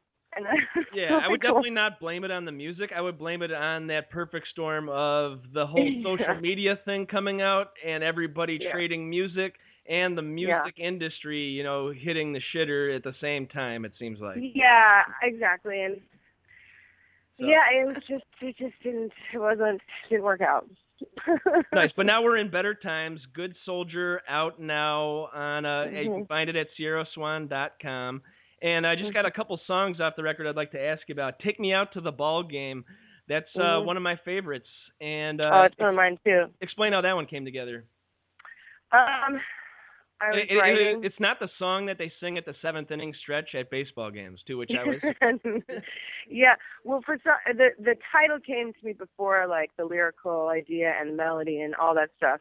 I just kind of one day was like, I want to feel like, one, I want to write a song called "Take Me Out to the Ball Game," and two, I think that's how like the perfect day should look, and that's how like when you fall in love, it's like a day out at the ball game. And I'm not even a fan of sports, so don't ask me where this came from, but I was like, in my thoughts, it was like a love song, like "Take Me Out to the Ball Game," because it had all these other meanings within it. Nice. You know what I mean? And I just thought, wow, if I could make a kind of a love song out of a title called "Take Me Out to the Ball Game," I'm going to be really happy with myself. Nice. That's an accomplishment. Yeah. And so I kind of just wrote the song that day, and I loved it and sent it to Billy, and he liked it. First he was like, "Take me out to the ball game." And he was like, and then I went to Chicago to record, because I had originally recorded it a little bit more aggressive, and he heard that recorded like the night before. He would come in and listen to what I did and then make, his notes. And he was like, "This is a country song. Like, you need to slow this down. Sure. It's way too fast." And I was like, "Really? Are you sure?" And he was totally right. I wouldn't lead you wrong, right? Yeah, no. So he was totally right, and it turned out great, and I love it. Nice. And what I also love about it is because I played acoustic on it, and a little lead load in the chorus, but we did all those like harder guitar parts, like the guitar parts that sound a little heavier. They're crunchy, right? Yeah. Yeah, that's Billy, and it kind of like also represents both of our styles really too, I think. So it's kind of fun to listen to. Yeah, perfect amalgamation of both the styles. And then kind of the flip side, a New Order-ish sounding, almost dance track, "Sad Affair." Yeah, that was like a slow bluesy piano song, believe it or not. Yeah, at one time. And then Billy was totally like, "No, this over here," And I was like, "Fine, let's do that. That sounds fun." And he and he programmed it, and then I kind of put all my shit on top of it. Cool. But yeah, that was really his idea, to take it to that world, which I love. Anyway, so. Yeah, it was definitely a different flavor, and the album's full of different textures, different sounds, different genres, all mashed together with your gorgeous voice on top of it. Oh, thank you. I couldn't recommend it highly enough. So SierraSwan.com. Are you going to be touring off this, or what's next? What's for summer here? I'm playing a show next week at Hotel Cafe, but that's as far as I can kind of take it, because the fact that I'm paying for everything on my own. Sure. And touring is super expensive. It really is. And unless there's people actually at your show, there's no reason to do it. So if people want to see me do this tour, if they want to see me tour, You have to buy the record. Yeah, It's buy gotta the be record, a support artists. Yeah, and unfortunately, I mean, I'll be honest with you. It's like people don't even download anymore, because if they can stream it, or if they can listen to it for free, they're gonna, like, on Spotify. I was really not sure if I wanted to even put it on Spotify, because I'm like, when people want to buy it, but Yeah. you know, it's just, but I did eventually, and it's really hard. It's really hard. People won't buy it. They just won't buy music. I think the best way would be, like, Billy's found a way to making a niche for himself where he doesn't have to rely on MTV at all nowadays, which was a big help, 20 years ago. But now you don't have MTV, you don't really have radio, you don't have all these things, but he's still finding avenues and markets he can tap into, and I'm sure you could find some market and avenue to that Good Soldier could definitely tap into. So I'm open to ideas. If anyone wants to email me and give me their thoughts, I'm totally open. Awesome, sounds good. So, and you're on Twitter at Sierra Swan, right? Yep, Sierra Swan, and pretty much you can find out anything you need to know on my website. Awesome. So, SierraSwan.com, Good Soldier out now. Any last words, Sierra? Finishing up a video for the song Emotional with Jen Lynch. Nice. Who's an amazing, she's an amazing director. She did Boxing Helena a long time ago, Surveillance, and Unchained, I believe. And she's just getting into music videos. She did my last one, and I just loved what she did so much that she's doing this one, and it's almost finished, and it's pretty awesome. Awesome. Can't wait to check it out. On behalf of Sierra Swan, this is Andy Dare signing off for the Andy Dare Show.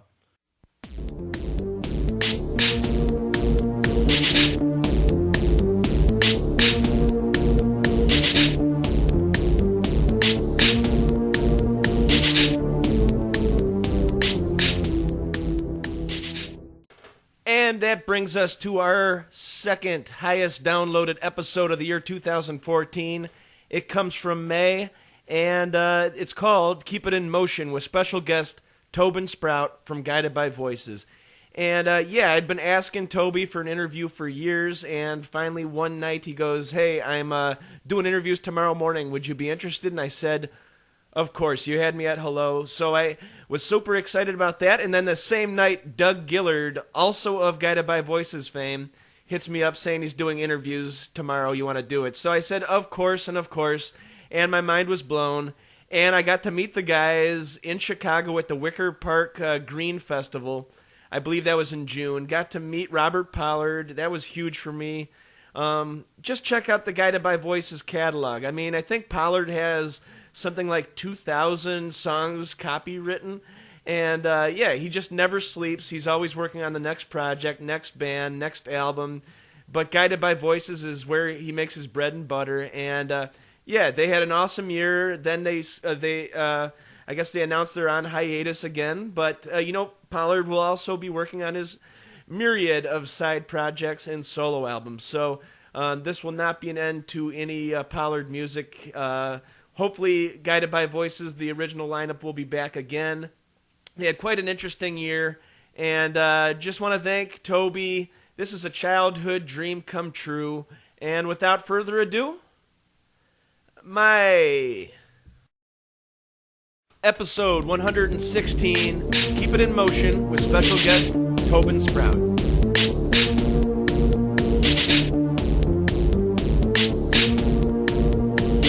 Hey everybody, thank you so much for checking out the Andy Dare Show. This is episode 116. I'm joined by a real cool guy, Toby Sprout of Guided by Voices. How you doing, man? I'm doing good. Thanks, Andy.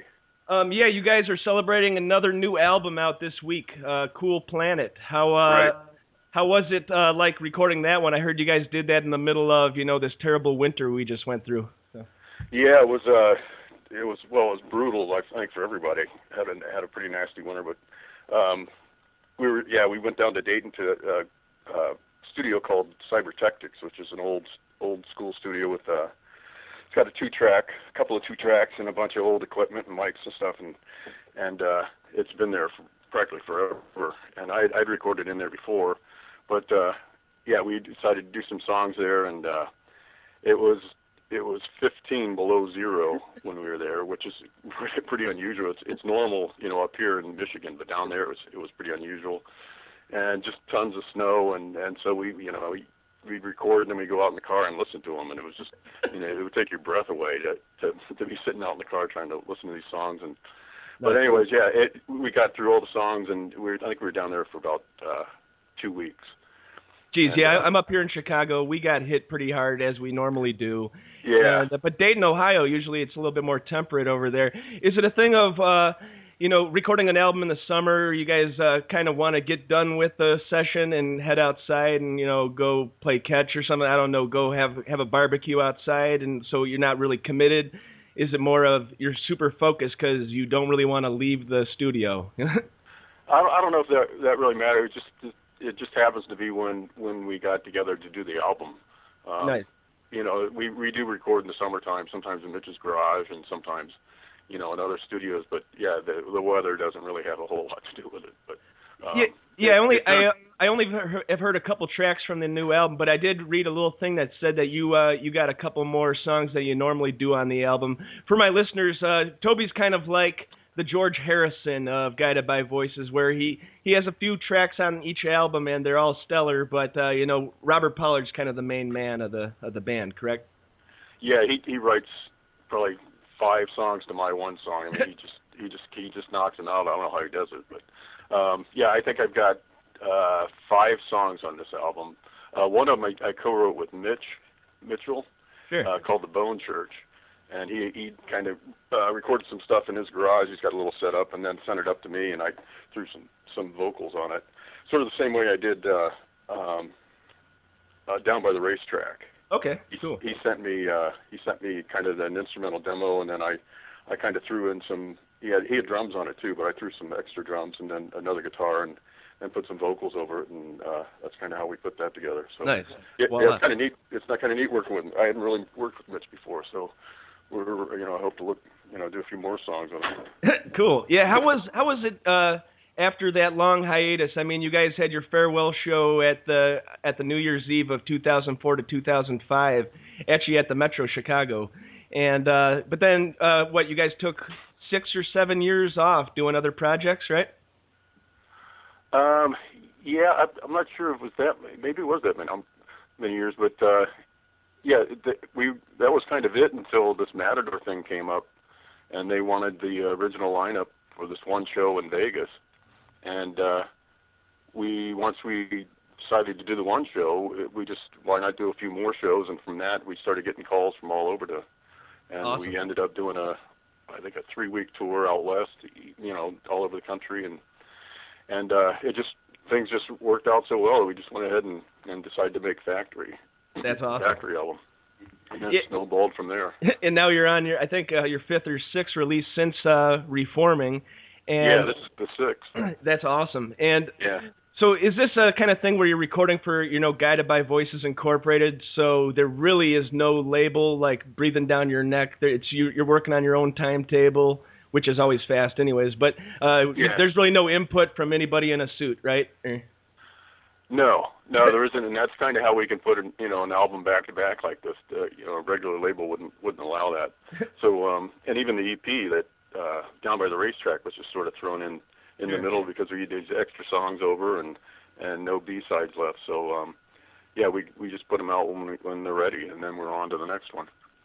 Is it more of a thing of trying to is this Bob Pollard testing himself and having you guys test yourselves out by, okay, let's get back to the studio? Or is it just a thing of the Stones in the 60s, the Doors, they all released 2 or 3 albums a year. They always kept constantly moving, it seemed. Is it more of an homage to that? Right. The Beatles were released, at least 2 a year, and sometimes and the double album. So I mean, it's not that unusual. I think it is today. I think the companies like to work them for a year, one at a time. But back then they were putting out albums all the time. It wasn't a big deal, and then singles between that. Yeah. So being a collector was a serious deal in the 60s and 70s, and now I'm kind of like the only one of my friends that's a serious music collector. I like going to the record store. The record store day was phenomenal this year. I got to meet Kim and Kelly Deal up at Reckless Records in Wicker Park, Chicago. That was awesome. Oh, really? Yeah. Did they do an in-store? Yeah, they did a little pared down kind of acoustic, electric, a little session with no drums, and some new songs. She got it in a nice little a little jab at Satan in Hollywood, if you know who I'm talking about, Frank Black. And but then, they did a meet and greet. They couldn't be more Midwestern, more nice ladies, so it was awesome. Yeah, they're neighbors. Yeah, are they from Dayton, right? Yeah. Right, yeah. Yeah, we hung with them for a little bit. I noticed you have a record store, or you had a photo with that you're in a record store? Well, I got a long-time sponsor, and it's kind of cool because I grew up there pretty much. My dad took me in a stroller and one of those backpack things when I was a little kid. Slowly but surely kept going. Then I got a job after college and worked there for 4 or 5 years. Right. And then the guy retired, but he sold it all out to a second-hand type deal.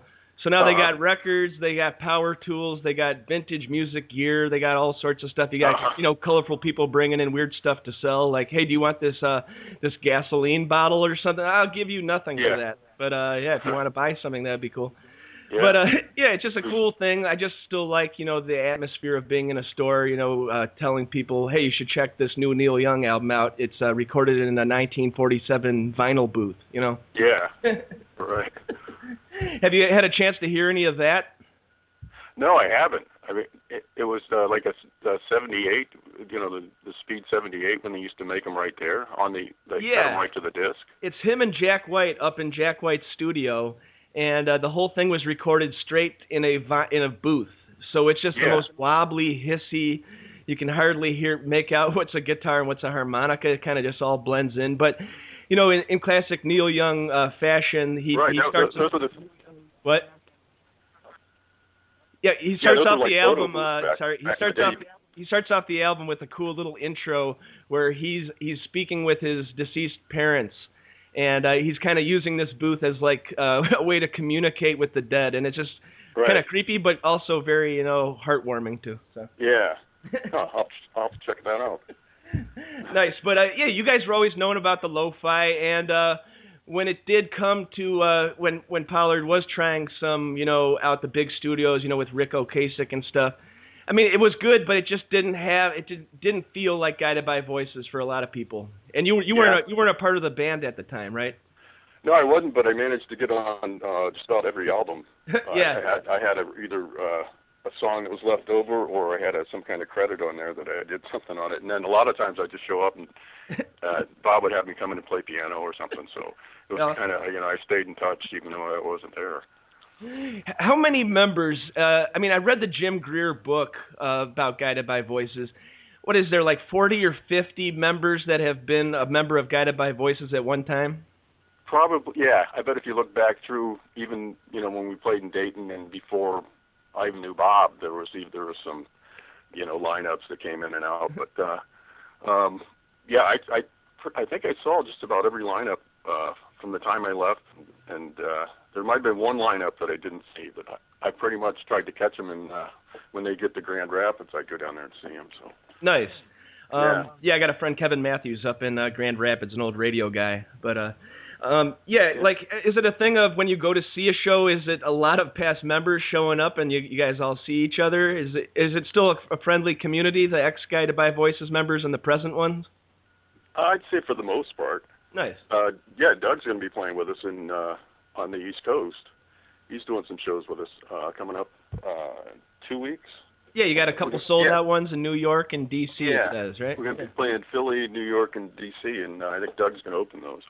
Awesome. Yeah, so everybody kind of stays close. And then you guys are just playing a handful of shows. What is there one up like in Madison I saw? Here. There's we got the East Coast, and then we're gonna head out west, Des Moines, Omaha, Denver, Spokane, Portland, Seattle, nice. Santa Cruz, San Francisco, LA, San Diego, Phoenix, Lawrence, Kansas, Madison, at the Barrymore, and then I think we're doing one in Chicago. There's a Green Festival or something, and then our last last show. I think that's Then the Nice. last show's the Minnesota show. Yeah, it will be the last one on that leg. Don't you guys have a manager up in Madison? Is that Rich Turiel, or was he one time a manager? He follows me on Twitter, and we talk back and forth about GBV stuff. So. Yeah, he does it when he can, but he's obligated with something else right now. So we got another manager, but yeah, Rich has been managing ever since I got back into the band. Cool, nice. Yeah. And are you in? You said you're up in Michigan, or where do you live? Yeah, it's just about 45 minutes from Traverse City north. Okay. From the little peninsula we sit between Lake Michigan and Lake Leelanau. Nice. We can walk to both lakes. It's just kind of this little thin strip of land that goes between there. That's really cool. And nice. And you have grown kids and everything, correct? Yeah. My son's in college, and my daughter will be a senior next year. So. Have they got the musical itch like you, or is it the other way around where they don't want to have the musical itch? No, they both have the itch. They both record and have their own songs, and they're way into it. That's really cool. Uh-huh. Yeah, just got a couple more things if you got the time. How about when did you first start with Guided by Voices? Is this all the way back in the 1986 era, or was this a few years in? This would be I think you had about 82, 83. Jeez. Yeah, I had a band called Figure 4, and we used to play around Dayton, and there was kind of a scene starting up back then, and I used to play this one club, and Bob came in a few times, and eventually, we got together and started talking, and from there, I joined Guided by Voices for the first, I don't know how long, but yeah, I was in Guided by Voices for a little bit, then I moved to Florida, and then when I came back, we were recording, they were recording Propeller, so I went to the studio with them, and that was supposed to be the last album, and it just kind of took off because Pete Jameson had sent them out to these people to review, and all of a sudden we knew we had fans in New York and out in L.A., and things just kind of took off. And That's from awesome. that point, then Scat got a hold of us, and Matador, and there it is. There it goes. Yeah, back then was Scat like the big name of Ohio to get signed. Like I was talking on the show last week. Like in the '80s, it was cool because you had scenes in every. It was kind of a fragmented country full of scenes. You had SST out on the West Coast. You had Touch and Go, where in Chicago you had Sub Pop up on the Pacific Northwest. And so Scat was the one, or Scat was the name to get on, right? Yeah, Scat was kind of the cool label, the Cleveland label at the time. So nice. Yeah, it was pretty. Yeah, I thought that was a big deal. It is a big deal, but I mean, at the time, I thought, okay, Scat signed us, we made it. That's it. So. And you had no idea B-1000 was right next around the corner, right? No. Well, that's really awesome. I just want to thank you so much for taking the time out. Okay, thank you, Andy. Yeah, this will be released on Saturday, so Cool Planet will be out in stores. And what is the exact Guided by Voices website? I always get it confused. There's a robertpollard.net, and then there's I think it's guidedbyvoices.com. Okay, cool. Usually, you can find it on Facebook. It comes up pretty quick. Yeah, you're on all the social media sites. Yeah. Right. And how about this? Is Robert Pollard a big social media guy? Because I do see him post a lot of stuff on Facebook, but it just seems like it wouldn't really he wouldn't be a fan of it, or is he? And No, he's not really a tech guy. Yeah, he's not too techy. He's probably got a guy posting all that stuff. Yeah, I think his wife's on Facebook, but he's not. Nice. Yeah. Well, yeah. Once you hit a certain spot in your career, you don't really have to worry about spreading the word as much, which which is nice. But yeah, Cool Planet out now. Just want to thank Toby for taking the time out. Any last words, man? No, that's it. All right. Thank you so much. On behalf of Toby Sprout, this is Andy signing off for the Andy Dare Show.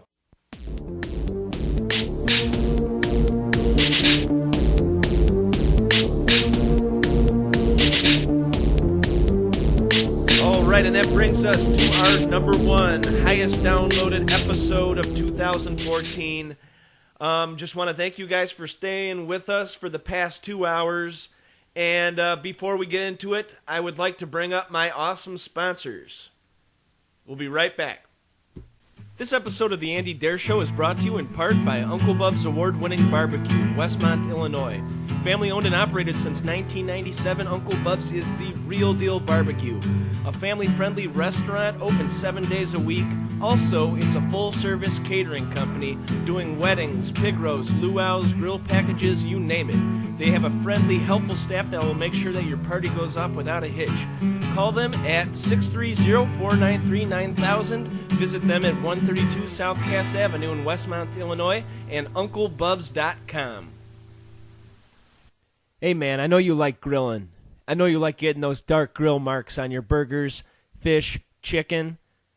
And I know you don't want to just dry your meat out like you're cooking with a hairdryer. Why not get the Man Grate and click through the AndyDareShow.com's banner so we can keep the lights on here at Honeycomb Hideout Studios in gorgeous Westmont, Illinois.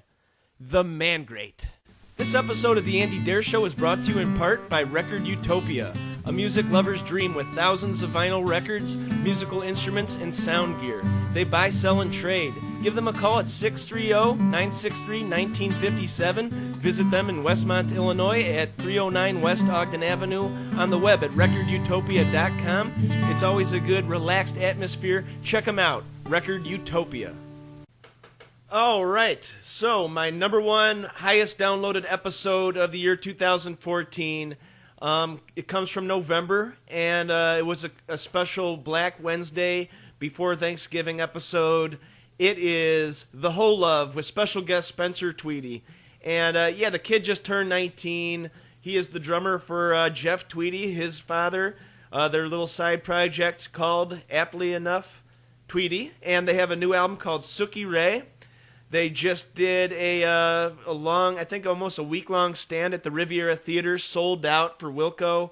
And great album. Sookie Ray is awesome. If you like Wilco, you're just getting more interesting songwriting, interesting recording techniques. And once again, a local legend and really rock royalty, being the son of Jeff Tweedy from Uncle Tupelo and Wilco. And Spencer's a great drummer. Real smart, real funny guy. He's got a huge future ahead of him. This is just the beginning. So, just want to thank you guys for a great 2014. We'll see you back in 2015. And without further ado, the highest downloaded episode of the year 2014 for The Andy Dare Show, The Whole Love, with special guest Spencer Tweedy.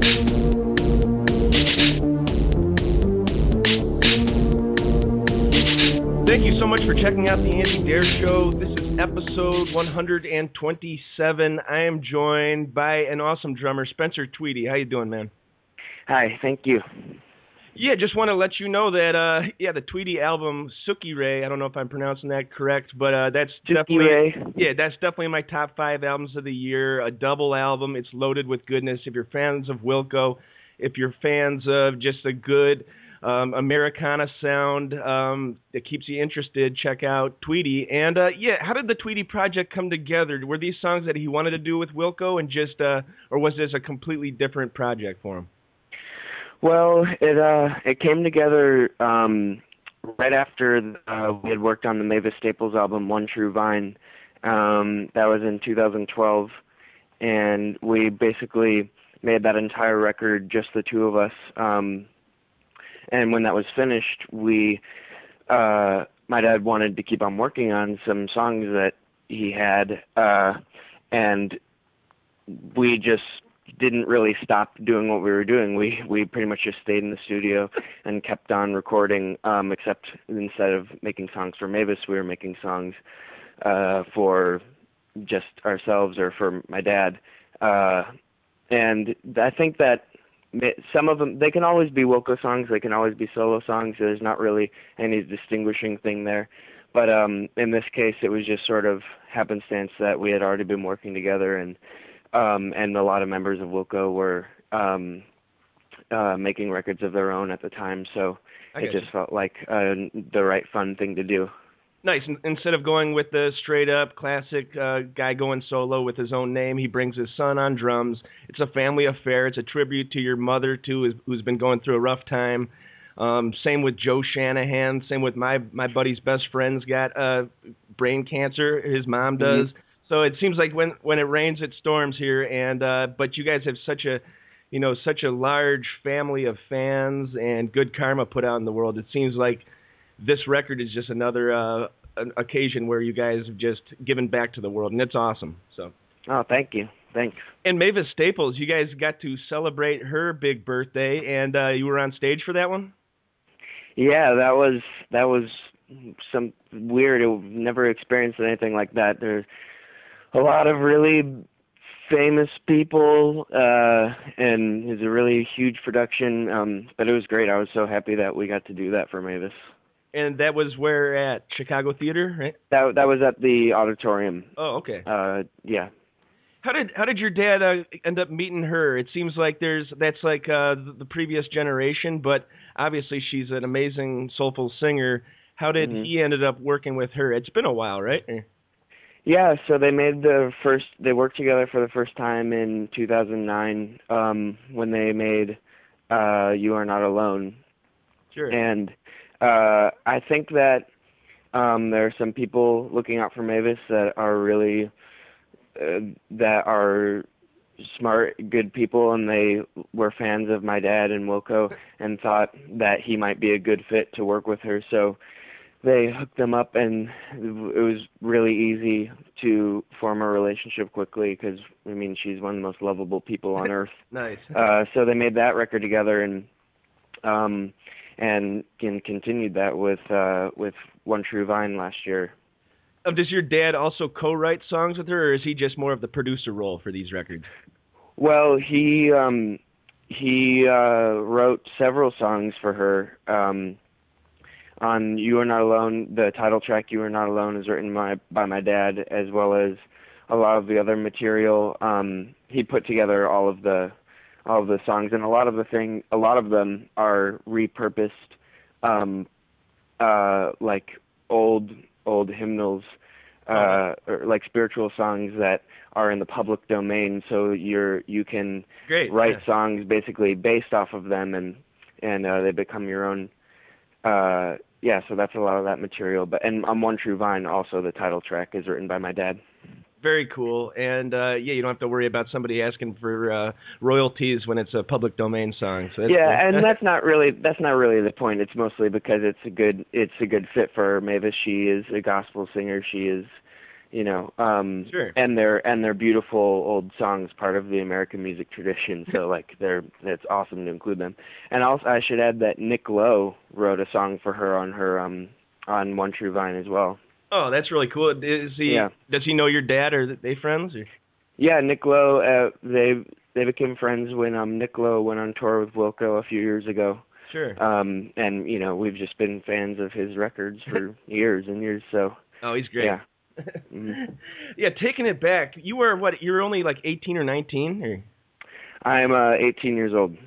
So you were born around the beginning of the band Wilco, right? Or before the first album or after the first album? I was born right after AM.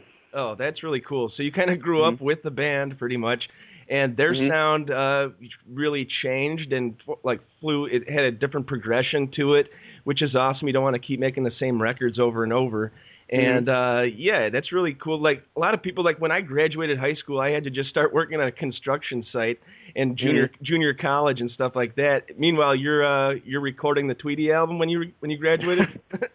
Yeah. Well, actually, I was still in school when we made the majority of the album. So I was coming to the studio after school pretty much every day and doing my homework later. That was really a really great privilege because, I appreciate school and I've enjoyed school a lot, but it's nice to be able to do your creative things outside of that. Is it tough to concentrate on your senior year? I had trouble concentrating on my senior year, but I wasn't creating this masterwork either, a double album. It wasn't. I didn't have to try too hard to concentrate because my senior year it was a pretty relaxed workload. Nice. Luckily, and it was nice. So did you guys record the thing over at the Wilco Loft? Yeah. a cool story of mine. I was on the Chicago Rocks bus tour, which is a cool thing. People should check that out if they don't know. He takes you around in a bus to like the Metro, all different spots, all different studios, like where the Wax Tracks used to be, Chicago Tracks, all this stuff. And then he goes, yeah, over here is the Wilco Loft. And we just see this big plain building. And I go to my buddy Jesse, who he's actually Billy Corgan's brother, which is funny. But yeah, I go, Jesse, how do we know he's not bamboozling us? And so Jesse raises his hand and says, is there any proof that this is the Wilco Loft? He says, go look at the ringer on the building. So we run over, and of course it says Foxtrot in little letters, and we're like, that's good enough proof. I'll take it, right? Yeah. That's hilarious. So you guys keep it underground, and pretty huge studio though, right? Well, it's nah, I don't know. By some standards, you know, I've seen a couple like, you know, $1 million studios, multi-million-dollar studios, and they're definitely usually a lot bigger and fancier and more built out than ours. But we like it that way because it feels more comfortable and it feels more like a workspace than like than a temple or something. But yeah, it's pretty nondescript, and I think we spend our resources on the guitars and instruments and stuff rather than than making it super fancy. Well, it's funny. I'm watching this Foo Fighters Sonic Highways series on HBO, and they go and record in a different city for every song on the album. And there's such a variety of studios out there. I mean, they go to the one in L.A. in the desert, and it's just a dude's ranch-style house with you know, just with sound dampeners and guitars like next to a bed and like by the bathroom and stuff like that. Yeah. And then like you go to a place like Electrical Audio with Steve Albini, and that's got its own flavor, it's got its own sound, and so there's a million options you can go with creating a studio. How long has your dad been owning that, or does he own it, or? Wilco has had the loft space since I think 2000, right before Yankee Hotel Foxtrot, and they've recorded every album there since Yankee Hotel Foxtrot, with the exception of like a couple of tracks that might have been started or finished in a different studio. But like Soma, which recently closed, or Neil Finn's studio in New Zealand. Oh, okay. Cool. Yeah, and that's a very nice studio, and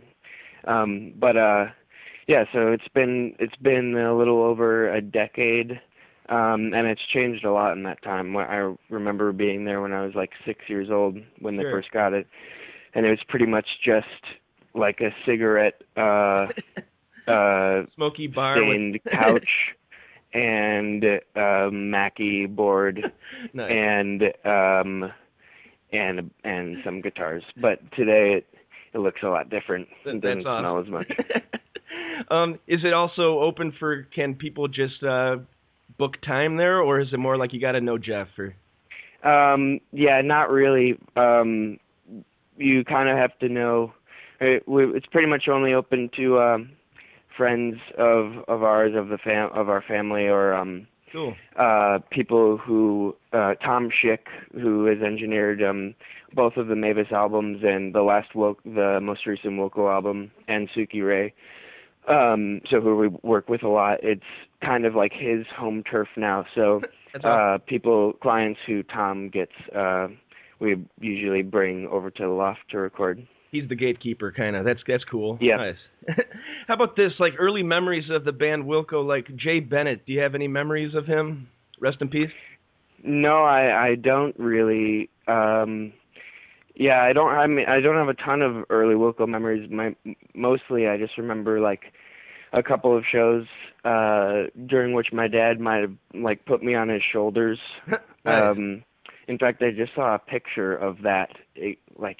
Somebody emailed me a picture of that this morning. Whoa. Which was kind of weird. But yeah, no, I don't exactly know. Well, it's kind of cool. Like your dad met your mom. She was a talent buyer for all these different venues. Is that correct? Mm-hmm. Yeah, So that's really cool. Yeah. She worked at a ton of Chicago bars, and you know, she's friends with Joe Shanahan, who you mentioned earlier. But Like yeah, the Cubby Bear, or what other places? Yeah, the Cubby Bear, the West End, and then of course Lounge X, which was her main thing for a little over 10 years, I think. And unfortunately that place is gone now. But yeah, so she met my dad first when she booked Uncle Tupelo. Okay. For I think the Cubby Bear in Wrigleyville. Sure. That's awesome. Yeah. Very cool. It's a musical family, a labor of love, the Tweedy album. Is there any word of another Tweedy album, or are they going back in the studio with Wilco? I know they just released the box set too. Well, I think both. We pretty much record all day, every day when we're home. That's awesome. So there's a lot of stuff there, and Wilco will definitely be working on something soon. That's great. I think like their lineup now is the greatest they've ever had with Nels Klein. That guy is such a virtuoso, but not smug about it. Like that, Impossible Germany? That's one of my favorite songs of all time. Nels is not only one of the most talented guitarists in the world, he's also probably the single most sweetest musician in the world, so we love him. That's so cool. And yeah, just got one or two more questions, and I'll let you go. Just want to thank you for taking the time out, though. Sure. To get off of the rock side, I saw a recent review you did. I do album reviews myself. Run the Jewels. I'm surprised you like that. It's a very awesome album, though. Yeah. Mm-hmm. Yeah, I heard of. My friend gave me their Killer Mike's record in 2012, the one that LP produced, and my brother and I just loved it because it sounded great. We do like some hip hop, my brother especially, and the lyrical content was just sort of mind blowing because the rap landscape today is pretty dismal in a lot of ways. Yeah. It's gotten a lot better in recent years, and I'm not an expert by any means, but in my observation, which is limited, it's been pretty bad with sexism and violence and whatnot. So Killer Mike was just an awesome guy to kind of latch onto, and when they made that record this year, and the Talk House approached me about writing something, I thought that would be a great one. Yeah, they're just such a cool duo. They actually played the Metro this Saturday. It was sold out. I tried getting a ticket. I couldn't find anything for less than $70, and I had to drive from the suburbs. I'm thinking I'm just going to relax. But they are awesome. LP's production style in itself is amazing. I've been a fan of his for 10 years. All those analog synths, you can tell that it's not just a patch on a computer program. He's got the true old school 70s synthesizers. And as you're saying, the lyrics are very cool too. It's a guy from Atlanta and then a guy from New York, an Irish guy and a black guy, and they come together with such power. They're going to be even bigger than they are now, I have a feeling. So. Yeah, I'm really happy for them. They're really getting recognized for their genius right now, which is great. Definitely. Yeah. One more question. How about the Blisters? You guys still recording and touring with those? Well, the Blisters are sort of inactive at the moment because half of us are away at college. Two of our members go to school on the East Coast. Well, one on the East Coast and one in the South. So cool. But that said, when everybody's home for breaks and stuff, for summer break or winter break, we usually get together. So we played a couple of shows this summer, and we're thinking about planning a winter break show now. Okay. And I'm not sure when we'll get a chance to record again, but I think that we might do that at some point because, we've just been a band for so long and we love playing with each other, so sure, why not? And it's not something that you want to do. It's fun to make a record. Sure, it's not something that you want to do, record some of the parts and then email that to the guy and have him lay down stuff. You got to be kind of in the same room to make a truly memorable recording, I think. Yeah, I think we would rather do it together, play it live like we're used to working, and besides, it's not the easiest way to work anyway. All right, my last question. How about that tightrope walker walking across those Wilco buildings and disrespecting those buildings? No, I'm kidding. Well, when that happened, a couple of people pointed that out to me and with some tweets, and then I was curious, so I searched on Twitter, Wilco, or there was that hashtag Sky, what was it? Sky something.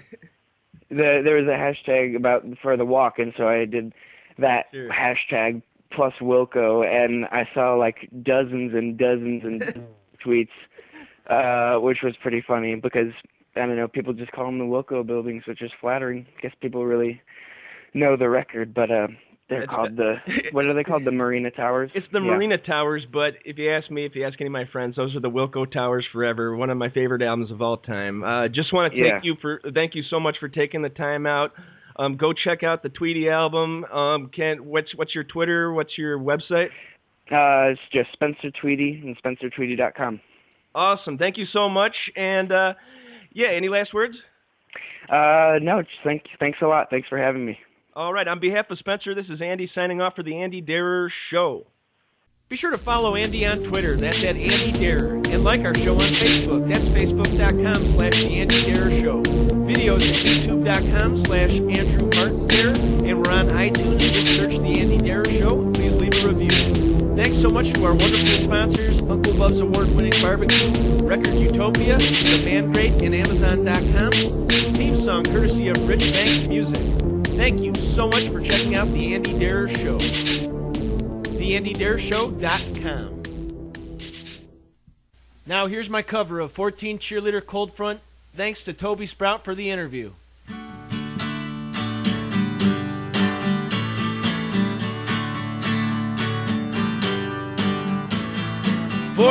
Cheerleader cold front, put your nose beyond creeping boys in alleys, find them when you're gone. Stick close to locker rooms and wave it close to where you will hold them dear to something queer instead. 16 used companions have nowhere to stay. Give them access to parking spaces, no coin meters there. Stick close to locker rooms and wave it close to where you will hold them dear to something queer instead. You will hold them dear to something